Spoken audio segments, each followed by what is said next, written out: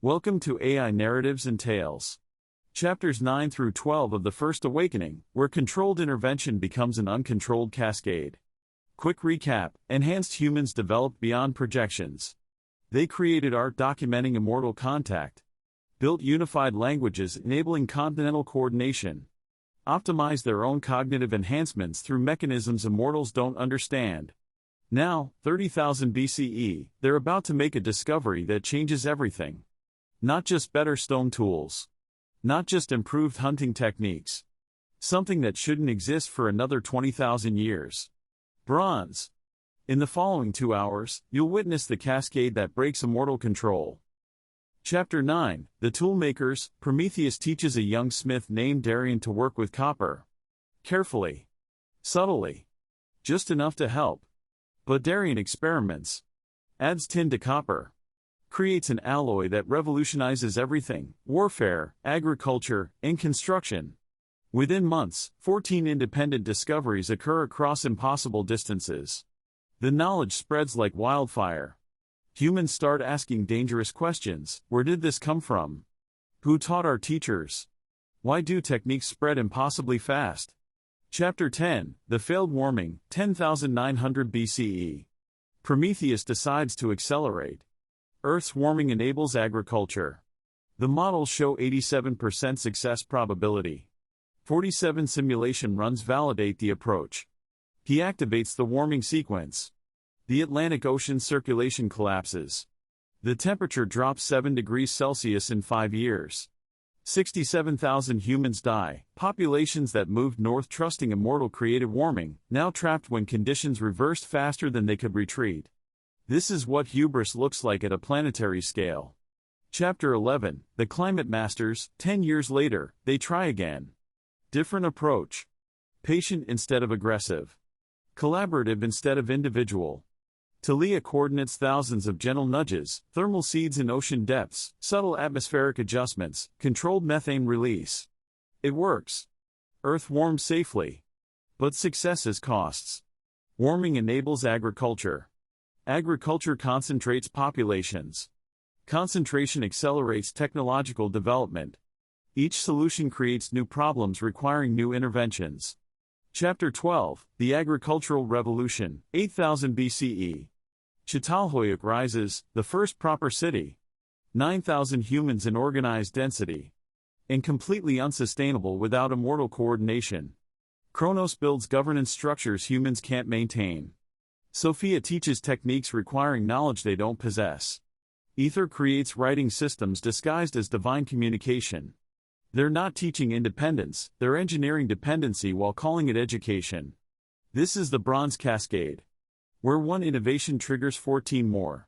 Where climate intervention kills 67,000, then saves millions. Where the first cities rise, built on foundations of immortal control disguised as human achievement. Knowledge cascading beyond management.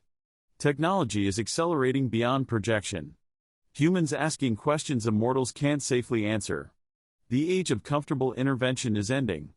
The age of uncomfortable consequences has fully arrived. Timestamps in the description.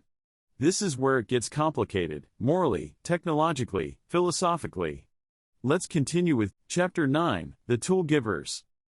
30,000 BCE, the Balkans, Prometheus's workshop cave. 5,000 years after the linguistic revolution, human technology had transformed.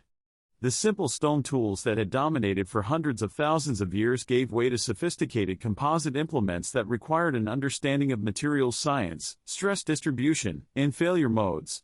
Innovations emerged simultaneously across vast distances as craftsmen shared techniques through the unified language, then improved upon those techniques, then shared the improvements in an endless cycle of collaborative enhancement. Prometheus stood in his workshop cave, examining an obsidian blade that represented both triumph and crisis. The immortals had given humans language to share knowledge. Now that knowledge was compounding faster than immortal guidance could manage. The age of controlled intervention was ending. The age of cascading consequences had begun. The obsidian blade shouldn't exist.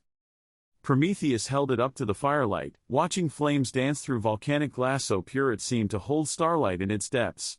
The edge was impossibly sharp, a single molecule thick in places, achieved through pressure flaking techniques that required understanding of crystalline fracture patterns at the quantum level.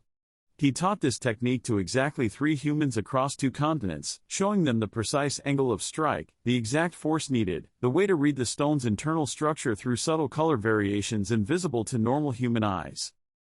Yet here it was, delivered by a trader who'd walked 800 miles from the Black Sea coast and not just reproduced, improved. The hafting showed innovations he hadn't considered, a composite adhesive using pine pitch, beeswax, and ochre, mixed in proportions that created a binding agent stronger than anything in nature. The handle incorporated wrapped sinew in a spiral pattern, which distributed shock more effectively than his straight wrap design. They were learning faster than linear progression should allow. The blade's journey told its own story. Created 800 miles away on the Black Sea coast, it had traveled through at least 6 different human communities to reach his workshop. 5,000 years ago, such knowledge would have degraded with each transfer, lost in translation between mutually incomprehensible dialects. But Sophia's linguistic gift had changed everything. The unified language system that had emerged from the Caucasus gathering had spread across the continent. Now, a craftsman in Anatolia could describe his technique to a trader from the Atlantic coast with perfect clarity. Innovations that once took centuries to diffuse across language barriers now spread in mere decades. The technology cascade was accelerating beyond anything the Immortals had projected. And the linguistic unification was the accelerant. The cave he claimed as his workshop stretched deep into the mountain, far beyond where the firelight reached. In those dark recesses, immortal technology hummed at frequencies below human hearing, monitoring equipment, communication nodes, fabrication units that could reshape matter at the molecular level. But here, in the front chambers where humans might venture, he worked with stone, bone, and wood, teaching through example what mortals could discover if properly guided. "They're innovating," he said aloud, knowing the others would hear through the network connecting all 597 immortals scattered across Earth's surface. His consciousness touched theirs, minds spread like stars in a vast constellation, the original 512 refugees now joined by 85 Earth-born children, the oldest barely 65 years old, born during humanity's early flourishing.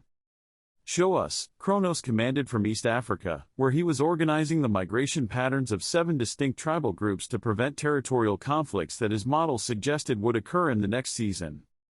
Prometheus shared his perception through the network, allowing them to experience the blade through his enhanced senses. They felt the molecular perfection of the edge, the ingenious hafting system, and the wear patterns that suggested it had been used to butcher at least 40 animals without any degradation. "That's the 7th unauthorized innovation this month," Nyx observed from her observatory hidden in the Andes, where she tracked celestial movements and calculated their effects on human behavioral patterns. Through her consciousness, he felt her accessing a vast database, every tool, every technique, every innovation they'd introduced, cross-referenced with where it appeared and how it spread. But the spread pattern has changed. The technology transfer isn't just cascading, it's networking. The unified language allows humans to coordinate development across impossible distances. They're using linguistic unity to create collective intelligence that exceeds any individual community. Through the network, Prometheus felt the visualization she shared, trade routes lighting up like neural pathways, knowledge flowing along them at unprecedented speeds, innovations emerging simultaneously in regions separated by thousands of miles because craftsmen could now communicate precise technical details through traveling traders. They're not just copying techniques, they're collaborating on improvements across continental distances, Nyx continued. One group innovates hafting, another improves edge work, a third develops new adhesives. Then they share through the common language, and all 3 innovations merge into superior designs within a single generation. "Exactly as I intended," Sophia interjected from Mesopotamia, her consciousness carrying satisfaction mixed with concern. Language was meant to enable knowledge transfer. But I didn't anticipate this level of coordination. They're using linguistic unity to create collective intelligence that exceeds any individual community. Chorus approval pulsed through the network like drums of war. From his position in northern Asia, where he taught scattered bands to defend against cave bears and saber-toothed cats, his thoughts carried the metallic taste of blood and necessity. "Good. They need better weapons. A mammoth killed 3 hunters yesterday, children who should have lived if they'd had proper spears. We can't protect every tribe personally. But at this rate of advancement, Erebus began from his isolation in Antarctica, where he maintained pure observation protocols, documenting everything while touching nothing. At this rate, they'll develop metallurgy before they develop agriculture, Prometheus finished, unable to hide the excitement that sparkled through his consciousness like electricity. Every advancement we inspire now spreads instantly across the entire human network. There's no localization anymore, no time lag to assess consequences. We've given them civilizational scale coordination while they're still nomadic hunter-gatherers. Imagine the possibilities, he continued. Skip the Neolithic entirely. Jump straight to. Imagine the disasters, Kronos interrupted, his thoughts heavy with the weight of probability calculations. Technology without an agricultural surplus to support specialization. Weapons without social structures to contain violence. Power without wisdom. Prometheus set the blade carefully on his workbench, a slab of limestone he'd polished to mirror smoothness. Around it lay his teaching tools, flint cores showing perfect striking angles, antler hammers weighted for optimal force transfer, and pressure flakers made from copper he'd brought from their ship's stores and would hide before any human could see them. We need to discuss distribution protocols, Kronos continued. But first. His consciousness carried an unusual weight, like storm clouds gathering.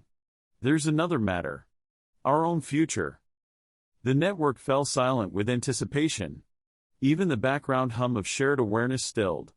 Prometheus felt them all pause in their work. Thalia in Southeast Asia stopped mid-surgery on a human child with an infected wound, Sophia in Mesopotamia halted her dream teaching of linguistic patterns, and Zephyrus in Egypt set down the architectural plans he was inspiring through carefully placed stones.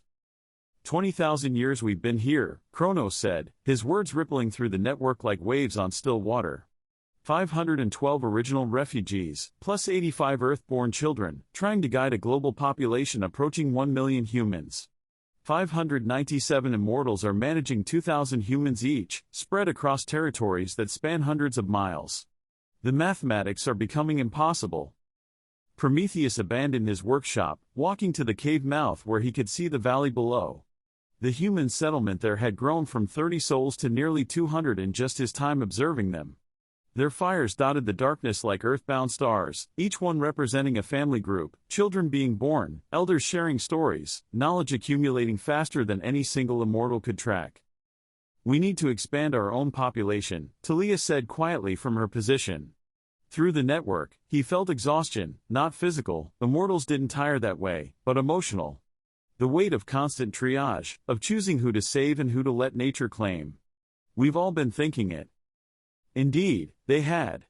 Prometheus had felt the growing connections through the network, consciousnesses beginning to harmonize in ways that transcended professional cooperation. Thalia and Zephyrus had been working in perfect synchronization lately, their thoughts interweaving like lovers' fingers. Their first child, born 34,000 years ago, is now approaching 4,000 years of age. Sophia and Ether now shared dreams, creating collaborative visions that neither could achieve alone. Even he had found himself drawn to Lyra's innovative approaches, her consciousness feeling like cool water against his fire. Our reproduction cycle is slow, Nyx stated with clinical precision. Through the network, she shared biological data that their species had accumulated over millions of years. Gestation takes 3 Earth years. The embryonic development requires careful quantum field manipulation that the mother can't sustain while maintaining other activities. Full maturation takes a century. But we're immortal. We have time. And we'll need infrastructure, Zephyrus added, his architectural mind already spinning up designs. Through his consciousness, Prometheus saw visions of hidden cities, crystalline spires beneath Arctic ice, chambers carved from living rock beneath mountains, and biodomes on the ocean floor where no human would venture for millennia. I've identified 17 suitable locations. The Himalayas have cave systems that could be expanded. The Arctic has stable ice sheets over geothermal vents. The deep ocean trenches offer pressure environments similar to our home world's polar regions. What about the children? Marcus, from Northern Europe, was showing a tribe how to preserve meat through controlled smoking. The technique spread through the area like wildfire. Those born here won't remember our home world. They'll know only Earth. How do we raise them to serve a species that doesn't know we exist? How do we teach them to hide from the very beings they're meant to protect? The question hung in the network like a paradox made manifest. We teach them the history, Sophia said, her consciousness carrying the warm resonance of a natural teacher. The choice we made.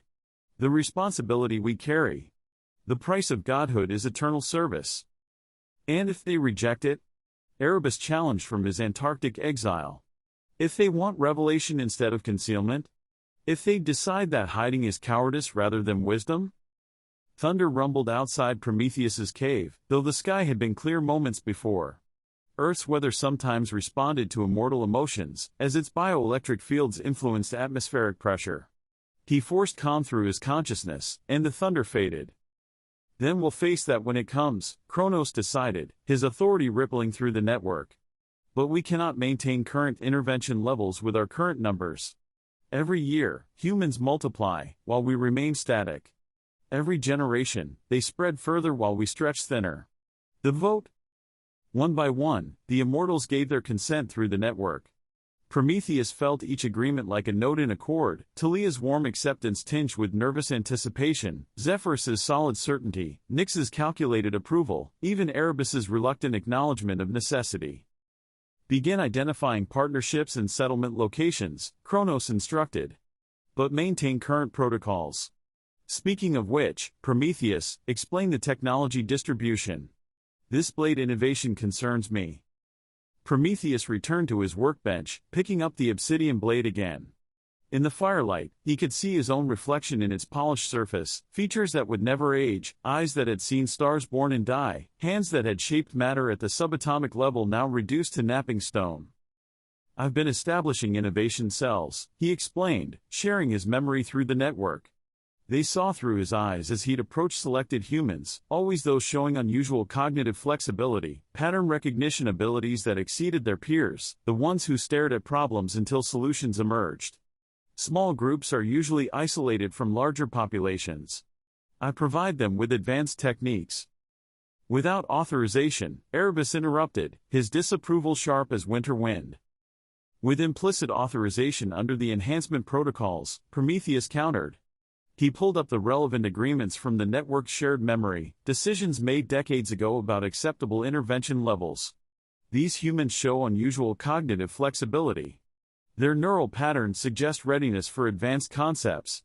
Watch. He shared a recent memory. A young woman by a riverbank, struggling to attach a stone blade to a wooden handle. Prometheus had approached in his mortal guise, an old wanderer, harmless and wise. He'd shown her how tree sap, when mixed with charcoal and heated to a specific temperature, created an adhesive stronger than sinew wrapping. But he'd only shown her once, letting her work out the proportions herself, and discover through experimentation that adding crushed bone created an even stronger bond. Within a single season, her entire tribe had adopted the technique. Within a year, it had spread to 3 neighboring groups through the unified language network. Within a decade, variations had appeared that Prometheus had never imagined, adding plant fibers for flexibility, utilizing different tree saps for distinct properties, and creating colored variants for decorative purposes. They're not just copying, he said through the network. They're improving. Iterating. Innovating. And the linguistic network means improvements spread across continental distances within years rather than centuries.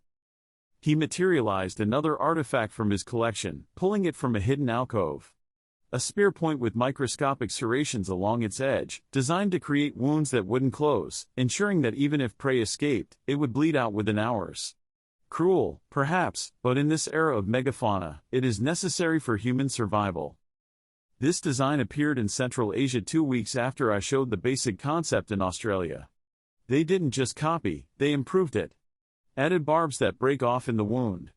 Created a hollow channel that increases blood loss. They understood the principle and enhanced it.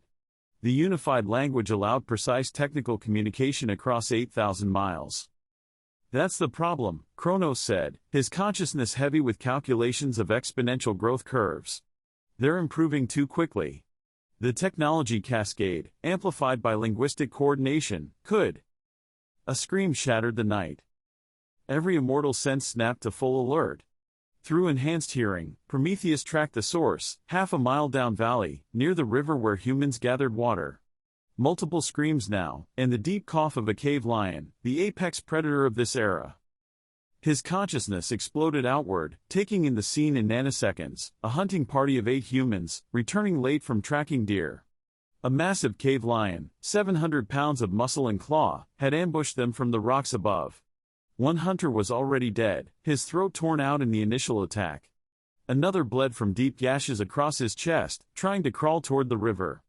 The remaining 6 had formed a defensive circle, their spears, the very weapons Prometheus had been so proud of, looking like twigs against the monster they faced.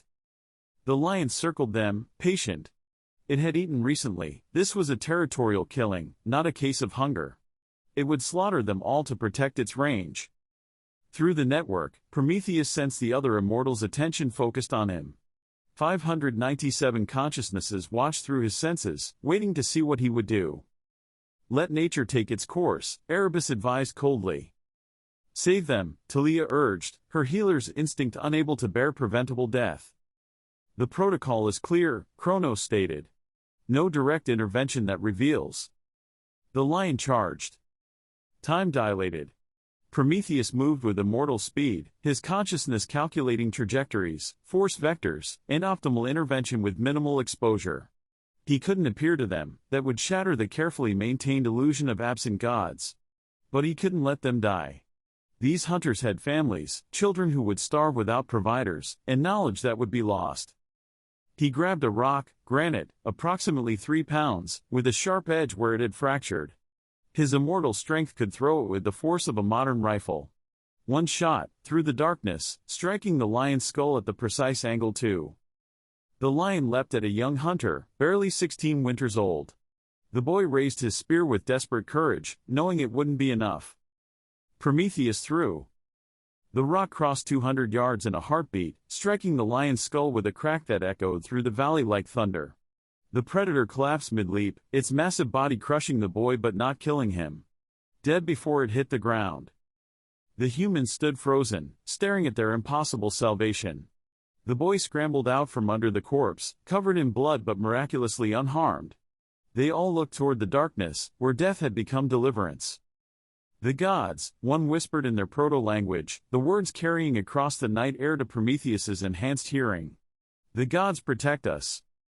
Another fell to his knees. Then another. Soon all 6 survivors were prostrating themselves toward the darkness, toward him, offering prayers in languages that hadn't yet developed words for the divine but were creating them in this moment. Prometheus melted back into shadow, moving with immortal silence back to his cave. Through the network, he felt the varied reactions. Careless, Erebus judged, his thoughts cold as polar ice. Necessary, Korath countered with warrior's pragmatism. Those hunters have families. Children who need providers. Mates who are pregnant. Their deaths would have cascaded through the entire tribal structure. This is why we need more immortals, Thalia said quietly, her consciousness carrying the weight of 1,000 similar moments. To prevent such situations. To have enough presence that we can guide without direct intervention. Prometheus returned to his cave, finding the obsidian blade where he'd left it. Such a simple thing, volcanic glass shaped by pressure and skill, yet it represented so much. Human innovation exceeds immortal guidance. Progress is accelerating beyond prediction, creating a cascade of consequences for every intervention. Outside, he could hear the humans still praying, their voices carrying up the valley. By tomorrow, the story would spread through the unified language network. The tale would grow in the telling, preserved with frightening accuracy across vast distances. By next season, shrines would appear. Within a generation, myths would crystallize around this moment, the night the gods saved the hunters from the demon cat. Within a month, communities 500 miles away would know the precise circumstances of divine intervention. Within a year, the tale would reach the Atlantic coast with minimal distortion. The unified language preserved mythology with frightening accuracy, building the gods' reputation across continental distances. Continue the technology transfer, Kronos decided through the network. But implement tracking protocols. Every innovation, every spread pattern, every unexpected improvement. We need to understand the cascade rate amplified by linguistic coordination. And the settlement preparations? Zephyrus asked, his mind still spinning with architectural possibilities. Begin immediately. If we're going to do this, if we're truly committed to Earth as our new home, then we do it properly. Hidden cities for our families. Educational systems for our children.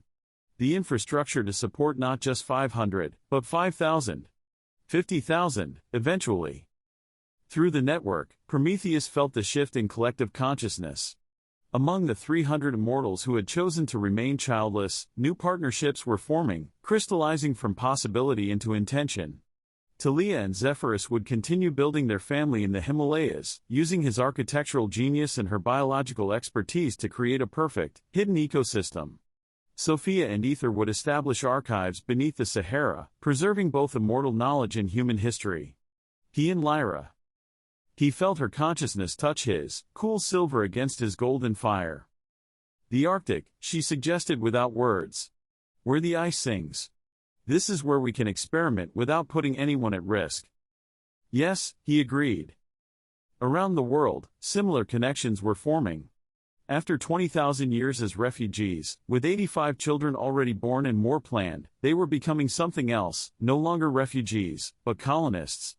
No longer visitors, but residents. Not just guardians of humanity, but parents of a new immortal generation that would know only Earth as home. The blade gleamed in the firelight, its impossible edge a testament to human potential exceeding immortality. In perhaps 1,000 generations, the descendants of those hunters he'd saved might forge metal blades instead of stone. They might build cities that reached toward the heavens, create art that captured beauty beyond immortal conception, and ask questions that even gods couldn't answer. And hidden among them, a growing population of immortals would guide their path, generation after generation, keeping the secret while nurturing the potential. Prometheus began napping another blade, this one incorporating the innovations the humans had developed.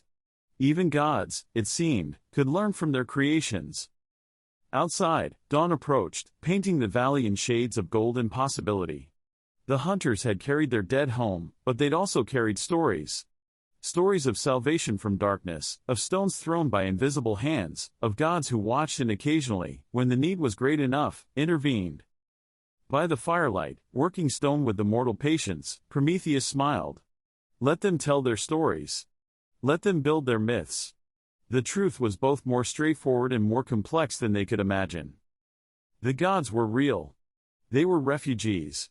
They were learning. And soon, they would be parents, raising children who would know no other home than Earth, no other purpose than the protection of humanity, no other burden than the weight of secret divinity. The tool givers were becoming something more. They were becoming a hidden civilization, growing in the shadows of the one they protected. 17,000 years of acceleration. The immortal children grew. Astara learned to walk through hidden corridors beneath the Himalayas. Kiran studied stellar navigation in Arctic observatories. A second generation was born, then a third was approaching. The Earthborn knew no other home, no other purpose than the endless vigil of guiding humanity while remaining hidden. And humanity exploded. From 1 million to 5 million souls across the continents. From simple camps to semi-permanent settlements. From basic tools to sophisticated technology that approaches the limits of Stone Age materials, the evolution of technology is remarkable. The unified language enabled coordination that made isolated tribes obsolete. Humans now thought of themselves as peoples, as cultures, as civilizations in waiting. The immortals adapted their methods constantly. Direct inspiration gave way to subtle environmental manipulation. Individual guidance yielded to institutional influence. The protocols established in those early debates evolved through 17,000 years of trial, error, and hard lessons about the difference between helping and controlling. Prometheus observed human populations confined to narrow habitable zones, potentially strangled by frozen climates, with development delayed by environmental constraints that immortal technology could theoretically remove. He spent millennia studying Earth's climate systems. He'd mapped every feedback loop, modeled every cascade, calculated every tipping point with mathematical precision refined across 17,000 years of observation. The immortal population had grown to 1,262, 512 originals and 750 Earthborn. Astara was born in the midst of humanity's flourishing, along with hundreds of other immortal children who would grow up knowing Earth as their only reality. The equations were perfect. The intervention was necessary. The timing was optimal. Prometheus was certain. Uncertainty, as the immortals were about to learn, was the most dangerous thing of all. Chapter 10, The Failed Warming. 12,900 BCE, Global Climate Command, Greenland Ice Sheet. The ice sang. 2 miles above Prometheus's head, the Greenland glacier groaned and whispered, its crystalline structure carrying vibrations down through millennia of compressed snow. Each layer told a story: volcanic winters marked by ash, warm periods leaving pollen traces, the steady rhythm of Earth's breathing captured in frozen water. He could read it all with his immortal senses, this library of climate history that stretched back before humans had developed language. The chamber he'd carved from the ice glowed with alien light. Immortal technology lined the walls, devices salvaged from their dying ships, repurposed for a task their creators never imagined. Crystalline matrices hummed at frequencies that made the ice resonate, creating harmonics that would have driven humans mad but soothed immortal minds with memories of home. The air tasted of ozone and possibility. Prometheus ran his hand along the primary control panel, feeling the quantum processors respond to his bioelectric field. The interface bloomed in his mind, not visually, but in deeper mathematical poetry that described atmospheric pressure gradients, ocean current velocities, and solar radiation absorption rates. Earth lay bare in numbers, reduced to equations he could manipulate. Initiating sequence in 3 minutes, he announced through the network, his consciousness touching 1,262 other minds scattered across the globe, all of them connected, the original 512 refugees and 750 Earthborn who had matured during humanity's 17,000-year journey from Ice Age tribes to the threshold of civilization. From her position in southern Europe, Thalia's worry flavored the connection like bitter herbs. He could sense her in a limestone cave, surrounded by humans she'd been teaching to store grain. Their small tribe slept around her, unaware that their protector goddess was about to participate in reshaping their world. The humans aren't prepared for rapid warming, she said. Through the network, he felt the specific texture of her concern, images of migration routes that would flood, hunting grounds that would transform into forests, ice bridges that would vanish, and populations that would be stranded. Which is why we're accelerating the natural cycle by only 3,000 years, Prometheus replied. He pulled up the mathematical models again, letting them flow through the network for all to see.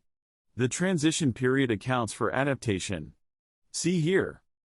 He highlighted the population distribution algorithms, food source transition matrices, and settlement pattern projections.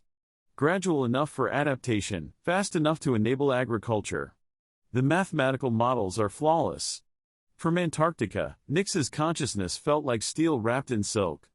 She was monitoring from a chamber carved into the Ross ice shelf, surrounded by her own instruments that tracked cosmic radiation, magnetic field fluctuations, and deep ocean currents that hadn't seen sunlight in millions of years. Your mathematical models don't account for cascade variables, she observed.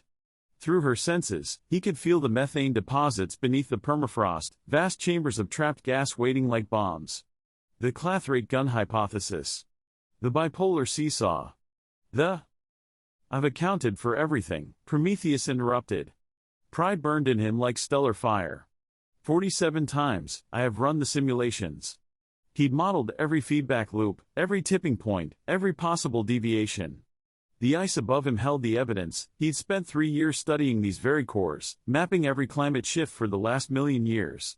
He gestured, and holographic displays materialized in the ice chamber, showing Earth wreathed in flowing colors, atmospheric circulation in gold, ocean currents in blue, temperature gradients in burning reds and cooling violets. It was beautiful. It was perfect. It was his masterpiece. This will work. Humanity needs this. They're ready for the next phase. Through the network, he felt Kronos accessing the data from his position in East Africa. The eldest among them processed information like a supercomputer, analyzing probability cascades that branched into millions of potential futures. His conclusion arrived weighted with authority. Erebus has filed a formal objection. He predicts catastrophic disruption if we proceed. Erebus objects to everything, Prometheus muttered. But louder, through the network, he declared, noted and overruled by majority vote. Initiating warming sequence. His hands danced across the controls. The crystalline matrices sang higher, their resonance penetrating deep into the planet's crust. Around the globe, 17 other immortals activated synchronized devices. Through the network, he felt each activation like a note in a symphony. Korath in Siberia, his device anchored in permafrost that hadn't thawed in 50,000 years. Marcus in the Alps, where his machines would gently warm mountain glaciers to feed rivers below. Lyra in the Pacific, floating above the Mariana Trench, where deep ocean currents began their globe-spanning journey. The network pulsed with coordinated energy. For one perfect moment, Prometheus felt like the conductor of a planetary orchestra, every instrument in harmony, playing a song that would transform Earth from frozen wasteland to flowering paradise. 12 hours later. The first discordant note came from the North Atlantic. Prometheus had been monitoring the harmonic resonance, watching with satisfaction as temperatures crept upward along precisely calculated curves. The ice sheets were responding beautifully, releasing fresh water at exactly the rate needed to. Anomaly, Nyx reported, and through her consciousness, he saw it, a column of warm water surging up from the depths off the coast of Greenland. Not the gentle warming he'd programmed, but a violent upwelling that shouldn't be possible. Compensating, Prometheus said, adjusting parameters. His fingers flew across the controls, damping the resonance in that region. It's a temporary fluctuation. The system will stabilize. But then Korath's alarm blazed through the network, massive methane release. The permafrost is, his consciousness shared the horror, vast bubbles of gas erupting from Siberian lakes, each one a greenhouse bomb releasing centuries of trapped carbon in seconds. That's impossible, Prometheus breathed. The warming shouldn't have penetrated that deep for decades. The resonance, Minerva realized from her position monitoring seismic activity. The quantum harmonics are creating standing waves in the Earth's crust. You're not just warming the surface, you're heating from below. The beautiful mathematics shattered. Where elegant equations had predicted smooth transitions, reality offered chaos. The warm water column in the Atlantic spread like an infection, disrupting the carefully balanced density gradients that drove ocean circulation. The Gulf Stream is stuttering, Thalia reported, and through her senses, Prometheus felt the great oceanic river that warmed Europe beginning to slow. Compensate, he shouted, both aloud and through the network. His hands flew across the controls, trying to restore balance, but each adjustment created new instabilities. The methane releases had triggered atmospheric feedback loops. The fresh water from rapidly melting ice was creating a lens of low salinity water that wouldn't sink, breaking the oceanic conveyor belt. Shut it down, Kronos roared through the network with the full force of immortal authority, a psychic command that made every consciousness in the network recoil in terror. Prometheus's hands trembled as he initiated an emergency shutdown. Around the globe, 17 devices powered down in sequence. But it was too late. They'd pushed Earth's climate past a tipping point, not into warming, but into the deepest freeze in 50,000 years. The Gulf Stream didn't just slow. It stopped. Within hours, Arctic air that should have been moderated by ocean warmth plunged south unimpeded. The methane that had briefly warmed the atmosphere triggered cloud formation, which reflected sunlight into space and cooled the atmosphere. The freshwater lens spread across the North Atlantic like oil, preventing the deepwater formation that drove global circulation. Through the network, Prometheus felt the disaster unfold in real time. Sofia in China, temperature dropping 10 degrees in 6 hours. Marcus in Europe, the rivers are freezing solid. In summer. Thalia in her cave, the humans are panicking. They think the gods are angry. The gods were worse than angry. They were incompetent. 6 months later, abandoned settlement, Central Europe. The child's hand reached from the snow, fingers curled as if grasping for warmth that never came. Prometheus knelt beside the small body, one of 43 in this settlement that had thrived just a year ago. He could read their final days in the positioning of the corpses. First, they gathered in the central longhouse for warmth. When the food ran out, some tried to leave, and their bodies formed a trail toward the forest. The rest had simply huddled together and waited for a spring that never came. The child couldn't have been more than 4 years old. A girl, based on the beaded necklace still visible around her neck. She died reaching for her mother, whose frozen body lay just inches away. With immortal gentleness, Prometheus lifted the small corpse. She weighed nothing, starvation had consumed her body before the cold claimed it. He carried her to the mass grave he'd spent the morning preparing, laying her beside her family. 43 lives that should have been lived. 43 futures his arrogance had erased. 17,000 confirmed deaths in my region alone, Thalia's voice whispered through the network, exhaustion evident in every syllable. But we've lost contact with entire populations. I can only count what I can see. Between 60 and 80,000 confirmed globally, Kronos reported, his consciousness heavy with the weight of incomplete data. Perhaps twice that number if we count populations beyond our monitoring range.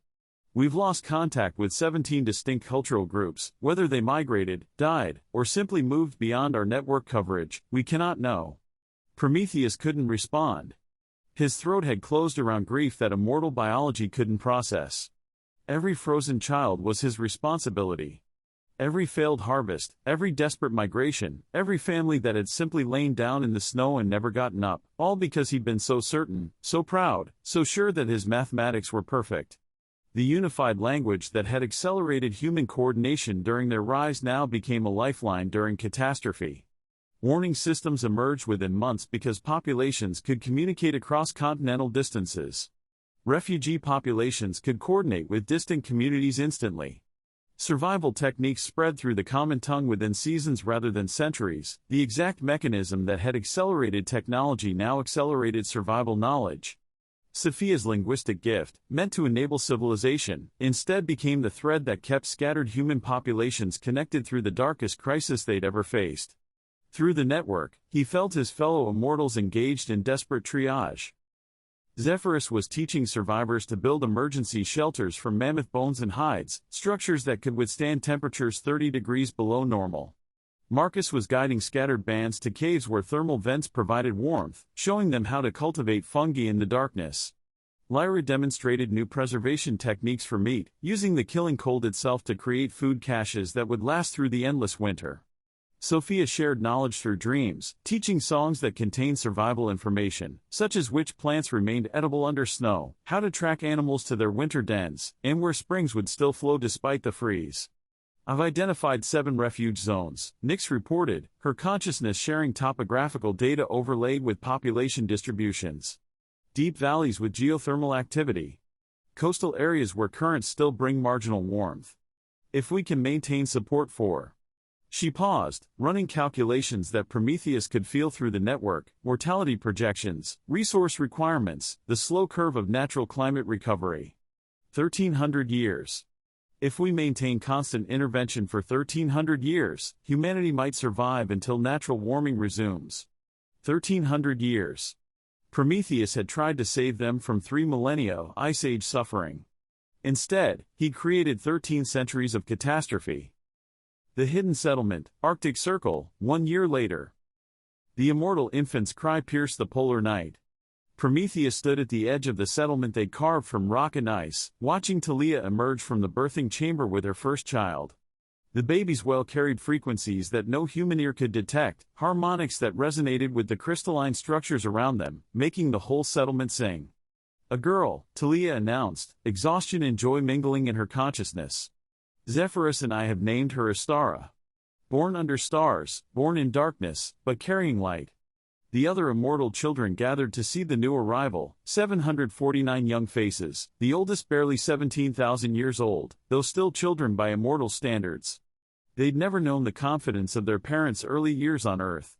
They'd grown up with the younger Dryas as their constant companion, the cold that Uncle Prometheus had brought. She's beautiful, Lyra said, cradling her own son, barely 5 years old. Around her, other immortal parents held their children closer, as if proximity could ward off the guilt that permeated their hidden city. The settlement itself was a marvel of desperate engineering. Zephyrus had designed it to be completely invisible from the surface, chambers carved from bedrock, heated by geothermal taps that extended 3 miles down, powered by the same quantum matrices that had caused the disaster but now carefully contained and controlled. Gardens grew under artificial suns. Water is recycled through systems that lose not a drop. A perfect closed ecosystem for a population that couldn't risk discovery, especially not now, when every immortal was needed for human survival. Uncle Prometheus, a young voice called. He turned to find Kieran, Marcus, and Lyra's son, perhaps 16,000 years old, still a child by immortal standards, barely approaching the threshold of maturity. The boy's eyes held a mixture of awe and accusation that had become familiar from all the immortal children. Mother says you broke the sky. That you tried to stop winter but made it worse. I did, Prometheus admitted. There was no point in deception. These children would carry this story for millennia. Better they hear the truth than the legend. Why? The question every child asked, the question he asked himself every day. Prometheus knelt to meet Kieran's eyes. Because I thought I was smarter than Earth. Because I believed my mathematics could improve on nature. Because I was proud. Will you fix it? I can't fix it. I can only help humans survive it. And when it ends naturally, I'll help them rebuild. That's my penance. The boy studied him with intensity that was almost adult, processing emotions and concepts that wouldn't fully mature for another century. Mother says pride is the deadliest poison. That it killed more humans than the cold. Your mother is wise, Prometheus said. Through the network, he felt Lyra's approval, tinged with the shared guilt they all carried. Through the network connecting all 1,262 immortals, he felt the daily ritual beginning, thousands of consciousnesses briefly touching, sharing position and status, in the endless vigil of keeping humanity alive through the cold he brought. Each day, the number of human refugees under their protection grew smaller. But each day the survivors grew stronger, selected by catastrophe to be hardy, adaptable, clever. 100 years after the catastrophe, Arctic Monitoring Station. Prometheus had not left his post in 3 years. The monitoring chamber beneath the ice had become his hermitage, his penance chamber, his eternal vigil.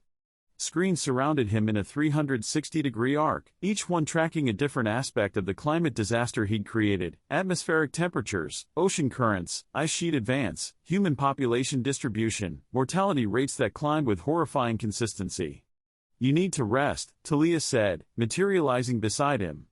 She'd started visiting monthly, checking on him the way she checked on dying humans, monitoring vital signs, ensuring basic function, preventing complete collapse. I'm immortal. I don't need rest. Your consciousness is fragmenting. I can feel it through the network. You're trying to be in 1,000 places simultaneously, monitoring everything, calculating every consequence. She placed a hand on his shoulder. You can't save them all by watching harder. No, he agreed, his voice hollow. I can't save them at all. I can only count how many die. On the screens, another settlement winked out, its heat signature fading to match the frozen background. 17 souls, probably. Maybe 20. The monitoring systems couldn't resolve individual humans at this distance, so he estimated based on settlement size, construction patterns, and resource indicators. He added the number to his running tally: 100 years of catastrophe. Approximately 43,000 confirmed deaths across populations that they could monitor were reported. Perhaps twice that in regions beyond their surveillance. The number climbed every day, every hour, a mathematical monument to his hubris. The other immortals need you, Thalia said gently. We're trying to develop better survival protocols, improved intervention techniques. Your climate expertise would. My climate expertise created this disaster. And your climate expertise is needed to help humanity survive it. Prometheus, you can't withdraw from the work because you failed. That's not penance, that's abandonment. He finally looked at her, his consciousness carrying a darkness that made even immortal systems recoil. I tried to help. I killed thousands. What makes you think my continued involvement would do anything but make it worse? Because you're not the only immortal working now. Because we're using collective wisdom instead of individual certainty. Because we need every mind, especially those that understand failure. She pulled up a chair, unnecessary for immortal bodies, but the gesture mattered. Marcus is developing new shelter techniques. Sophia is refining dream teaching protocols. Nyx is identifying microclimates where humans can survive. But we need someone who understands atmospheric dynamics, someone who can predict where the cold will strike next, someone who won't trigger another catastrophe through overconfidence, Prometheus finished. I understand. You need a consultant, not a leader. Someone who can analyze but not execute. We need you, Thalia said simply. In whatever capacity you can manage. The humans you're trying to save by watching screens? They need your knowledge applied to survival protocols, not devoted to counting corpses. Prometheus looked at his screens, at the global map of dying settlements, at the climate models that showed another millennium of freeze, at the numbers that climbed despite all their interventions. I'll consult, he said finally. I'll run models, provide analysis, and warn of dangers. But I will never, never, touch climate controls again. Not for warming, not for cooling, not for any reason. I've proven I can't be trusted with that power. Agreed, Thalia said, relief flooding through her consciousness. Come. The council is meeting to discuss the next century's intervention strategy. Your input could save thousands. As they left the monitoring chamber, Prometheus took one last look at his screens. The numbers would keep climbing whether he watched or not. But maybe, his knowledge could slow the count, reduce the casualties, help humanity survive the disaster his certainty had created. It wasn't redemption. But it was better than paralysis. 500 years after the catastrophe, teaching the next generation. Uncle Prometheus, why do the equations lie? Astara stood in the teaching chamber, now 500 years old and beginning to manifest her full powers. Around her, 17 other young immortals, second-generation Earthborn, children who had known nothing but the younger Dryas, waited for his answer. Prometheus looked at the holographic climate model they'd been studying, at the perfect mathematics that had promised controlled warming, at the reality that had delivered catastrophic freeze. The equations don't lie, he said carefully. They tell you what will happen if all your assumptions are correct. The lie is in believing you know all the variables, in thinking complexity can be reduced to mathematics, in trusting certainty over caution. He gestured, and the model transformed, showing not just the equations he'd used, but the variables he'd missed, the cascade effects he'd failed to anticipate, the feedback loops that had turned warming into freezing. I accounted for ocean salinity, he explained, highlighting those calculations. I accounted for atmospheric methane. I accounted for ice albedo effects. What I didn't account for was how my intervention would create interactions between these systems that exceeded my ability to model. But you're immortal, a young voice protested, Lyra and Marcus's granddaughter, barely 200 years old. You have computational capacity beyond any human. If you can't model Earth's systems, who can? No one, Prometheus said bluntly. That's the lesson. Earth's climate is a chaotic system with millions of variables, each affecting all the others in ways that create emergent properties, which cannot be predicted from studying individual components. I tried to control that complexity through mathematics. I was wrong. He pulled up another display, the intervention they were planning for 800 years in the future, the carefully coordinated effort to trigger natural warming when Earth's orbital mechanics made the planet ready. This will work, he said, not because our equations are perfect, but because we're accepting imperfection. We're using a distributed intervention instead of centralized control. We're working with natural cycles instead of against them. We're proceeding with humility instead of certainty. Astara studied the models with her mother's analytical precision and her father's engineering insight. But you're still afraid it will fail. Terrified, Prometheus admitted. And that terror makes me better at my job than confidence ever did. Fear makes me check calculations 17 times instead of assuming perfection after 47. Humility makes me listen when Erebus predicts problems instead of dismissing objections as pessimism. Guilt makes me imagine consequences in human faces instead of abstract numbers.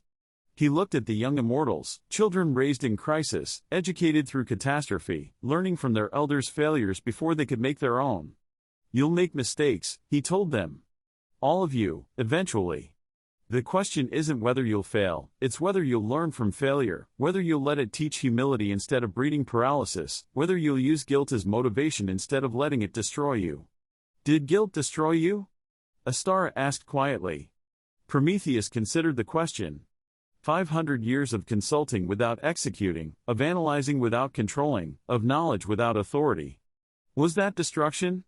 Or was it appropriate penance? It changed me, he said finally. From someone who thought he could control planets to someone who knows he can only help, from someone certain of his righteousness to someone who questions every assumption.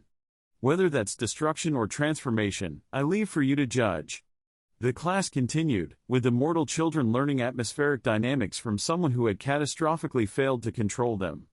They studied equations that told the truth while being taught not to trust their completeness, absorbing both knowledge and the wisdom that knowledge alone was insufficient. When the session ended, Astara remained behind. Mother says you saved more humans through consultation than you killed through intervention, she said. That your climate predictions have prevented dozens of settlements from being caught in the worst freezes, that your survival protocols have reduced mortality by 30%, that your work has been invaluable. Your mother is kind. My mother is honest, Astara corrected. Uncle Prometheus, when the warming intervention happens in 800 years, will you participate? I'll monitor, he said carefully. I'll provide real-time analysis, warn of problems, and suggest adjustments. But I won't control anything. That authority belongs to those who haven't proven they can't be trusted with it. You've spent 500 years proving you can be trusted through your refusal to lead, Astara observed with insight beyond her years. Perhaps that's exactly why you should. Prometheus had no answer to that. So he simply returned to his calculations, continuing the work that was both penance and contribution. He watched humanity survive despite his catastrophic failure, preparing for the day when they might finally attempt to end the endless winter he'd created. 1,000 years later, the memorial chamber. The crystal obelisk stood 30 feet tall, its surface inscribed with names in letters so small that only immortal eyes could read them all. 67,412 names, every human death they had witnessed, recorded, or confirmed through their network during the first decade of the Younger Dryas. Below the names, a single line in larger script, "For these we have named, and the countless unnamed we could not save." Prometheus stood before it in the pre-dawn darkness, as he did every morning, reading names. Today, he was on the 30,000th, 201st. A man named Gather, whose tribe had called him the Songkeeper. Dead at 43, frozen while trying to lead his people to a shelter that didn't exist. He knew the actual toll was higher, perhaps twice this number, perhaps more. Whole tribes had vanished beyond their monitoring range. Populations had collapsed in regions where no immortal stood watch. But these names, at least, he could remember. These deaths, at least, he could claim as his responsibility. "You're torturing yourself again," Sophia said, materializing beside him. Age showed differently on immortals, not in wrinkles but in bearing, in the weight of accumulated experience. She carried 1,300 years of crisis with a grace he couldn't match. It's not torture. It's remembrance. It's both. She touched the obelisk, her fingers tracing names. But we survived it. Humanity survived it. The warming begins soon. Indeed, through the network, Nyx had been reporting subtle changes, ocean currents showing signs of reorganization, atmospheric patterns shifting toward instability that would break the cold's grip. Earth was preparing to warm itself, as it always had, in its own time. 300 more years, Prometheus said. Then we can guide them to agriculture. Cities. Civilization. Carefully this time, Sophia emphasized. With consensus. With humility. Through the settlement, he could hear the immortal children, second generation now, some third just beginning to be born, preparing for morning lessons. They learned history, science, art, but most importantly, they learned about consequences. Every equation came with a story of failure. Every triumph was balanced with tragedy. Young students ran past, chasing floating spheres of light, toys that would have seemed magical to humans but were merely childhood play for immortals. One paused, seeing him by the memorial. "Uncle Prometheus? Will you teach us about atmospheric dynamics today?" "Not today," he said gently. "Today, your grandmother is teaching biological adaptation. How life responds to crisis. But I want to learn to control the weather. First, learn why we shouldn't. Then learn why we sometimes must. Then spend a century deciding if you should." The child pouted, an expression that looked strange on a face that would remain young for geological ages, but ran off to lessons. "They have your curiosity," Sophia observed. "Let's hope they don't inherit my arrogance." They stood together, watching the names on the memorial catch the artificial dawn. Somewhere above, through miles of ice and rock, the Younger Dryas maintained its grip on Earth. But in hidden settlements, the 1,262 immortals at the crisis's start had become nearly 1,500 as reproduction continued despite hardship. They'd learned to work as one, to check each other's pride, to test every intervention against the memory of failure. Nyx's models suggested the total death toll across the entire Younger Dryas period had reached between 120,000 and 200,000. But models were just estimates, and estimates couldn't capture the reality of frozen children in abandoned settlements, of families who simply disappeared from history, of entire cultural groups erased without immortal witnesses to record their passing. "When the warming comes," Sophia asked, "will you help with climate management?" "I'll monitor. I'll model. I'll warn others if they make my mistakes." But I won't touch the controls. He paused. That might be wisdom. Or it might be cowardice. It's both, she agreed. Through the network, he felt the daily ritual beginning, 1,500 immortal consciousnesses briefly touching, sharing position and status, in the endless vigil of keeping humanity alive through the cold he brought. Each day, the number of human refugees under their protection grew smaller. But each day the survivors grew stronger, selected by catastrophe to be hardy, adaptable, clever. When the Ice Age ended, when Earth itself chose to warm, humanity would explode across the globe with advantages they'd never had before. Agricultural knowledge was preserved through the crisis. Social structures are tested by extremity. And hidden among them, a growing population of immortals who had learned through failure the actual weight of stewardship. The failed warming had nearly destroyed everything. But perhaps, Prometheus thought as he read another name, another life lost to his pride, that was precisely the lesson they'd needed. Year 1300, the warming returns. When natural warming finally resumed in 11,600 BCE, Prometheus didn't celebrate. He simply noted it in his records, acknowledged that the crisis he'd created was ending on its own, and continued the work of helping humans adapt to yet another climate transition. The ice is retreating, Sophia reported through the network, her consciousness carrying relief that 13 centuries of emergency intervention were finally ending. Human populations are expanding into newly habitable territories. The agricultural potential we hope to enable through intervention is developing naturally, on Earth's timeline rather than ours. Good, Prometheus said quietly from his Arctic station, where he'd spent the majority of the younger Dryas monitoring the frozen north, witnessing the slow retreat of ice as intervention had advanced. Let them develop naturally. Let the planet warm at its own pace. Let humanity discover agriculture through gradual adaptation rather than accelerated intervention. Through the network, he felt the other immortals' complex responses, relief that the crisis was ending, exhaustion from 13 centuries of maximum intervention, caution born from the lesson that planetary systems exceeded their control, and something else, hard-won humility that came from watching perfect equations fail against reality's complexity. We learned, Kronos said through the network, speaking to all immortals but directing his consciousness particularly toward Prometheus. At terrible cost, but we learned. Climate intervention requires understanding we don't possess. Planetary scale manipulation creates cascades we can't predict. Certainty is dangerous. Caution is necessary. These aren't just philosophical principles now, they're lessons burned into immortal consciousness through human suffering. Lessons purchased with 67,000 named lives, Prometheus added, his consciousness carrying the faces that would never leave his perfect memory.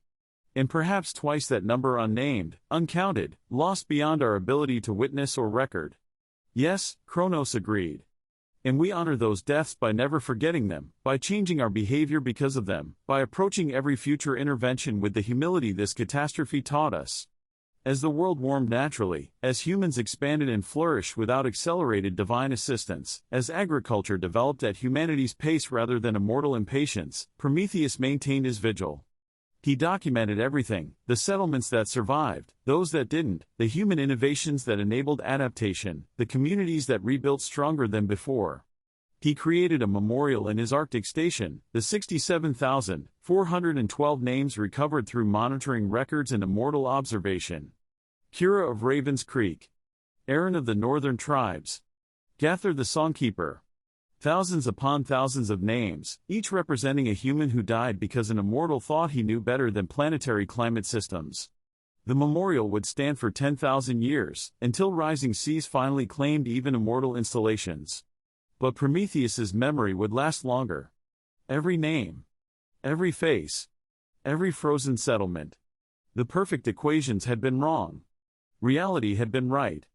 And human lives, witnessed and unwitnessed, counted and uncounted, had paid the price for an immortal certainty. He would never forget. And he would never, ever claim perfect certainty again. Transition to Chapter 11. 1200 years of preparation. The younger Dryas ground on. Year after year, decade after decade, century after century, the immortals maintained their desperate vigil. Human populations survived, barely, through constant intervention that consumed every resource, every moment, every immortal consciousness focused on preventing the extinction that Prometheus's hubris had nearly caused. And slowly, painfully, they planned their redemption. Thalia spent 4 centuries analyzing Earth's natural climate cycles with obsessive thoroughness. Every ice age transition in planetary history, every warming period, every stable interglacial, she mapped them all, searching for the optimal intervention point that would work with Earth's rhythms rather than against them. Prometheus provided technology and expertise, but never again would he touch the controls. His penance was knowledge without agency, expertise without authority, the burden of knowing how to help while accepting he couldn't be trusted to execute alone. Kronos coordinated the growing immortal population across 12 centuries of preparation, creating intervention protocols so detailed that no single decision could trigger catastrophe. Every action would be distributed, collaborative, checked, and rechecked until certainty gave way to systematic caution. The Earth-born generation matured during this long emergency. Children like a star grew from helpless infants to questioning adolescents, then to young adults approaching their powers, all while learning that immortal capability must be tempered by humility, that good intentions don't prevent terrible consequences, and that even gods can fail catastrophically. By the time Earth's natural cycles approached the optimal warming point, the immortal population had grown to 1,612, the original 512 refugees and 1,100 Earthborn who had known nothing but crisis. They were ready. As ready as failure could make them. They would try again. But this time, failure wasn't an option, they couldn't survive. This time, they would approach planetary intervention with the humility that only catastrophic failure could teach. This time, they would work together instead of trusting individual certainty. This time, they would nudge instead of forcing, coax instead of commanding, cooperate instead of controlling. And if they succeeded, it would prove that immortals could learn from their worst mistakes, that pride could give way to wisdom, that 67,000 deaths, and countless more unnamed, had purchased understanding that might finally enable them to help without destroying. The climate masters prepared for their redemption, carrying the weight of every name on the memorial, every life lost to immortal hubris, every lesson written in frozen flesh and broken dreams. 11,700 years before the Common Era, a significant event approached. The moment of their second attempt. The test of whether failure had taught them enough wisdom to succeed. Prometheus stood in his monitoring station, surrounded by data but no longer touching controls, ready to provide knowledge while accepting he couldn't wield power. Thalia prepared in her command center, carrying the weight of coordination but determined to distribute authority instead of centralizing it. And throughout their hidden settlements, 1,612 immortals made ready to attempt what had failed catastrophically before, to end an ice age carefully, gradually, successfully. The failed warming had nearly destroyed everything. Now they would discover if humility learned through tragedy could enable triumph. The warming would begin soon. And this time, the entire species held its breath, hoping that hard lessons had finally taught them wisdom that confidence had never provided. Chapter 11, The Climate Masters.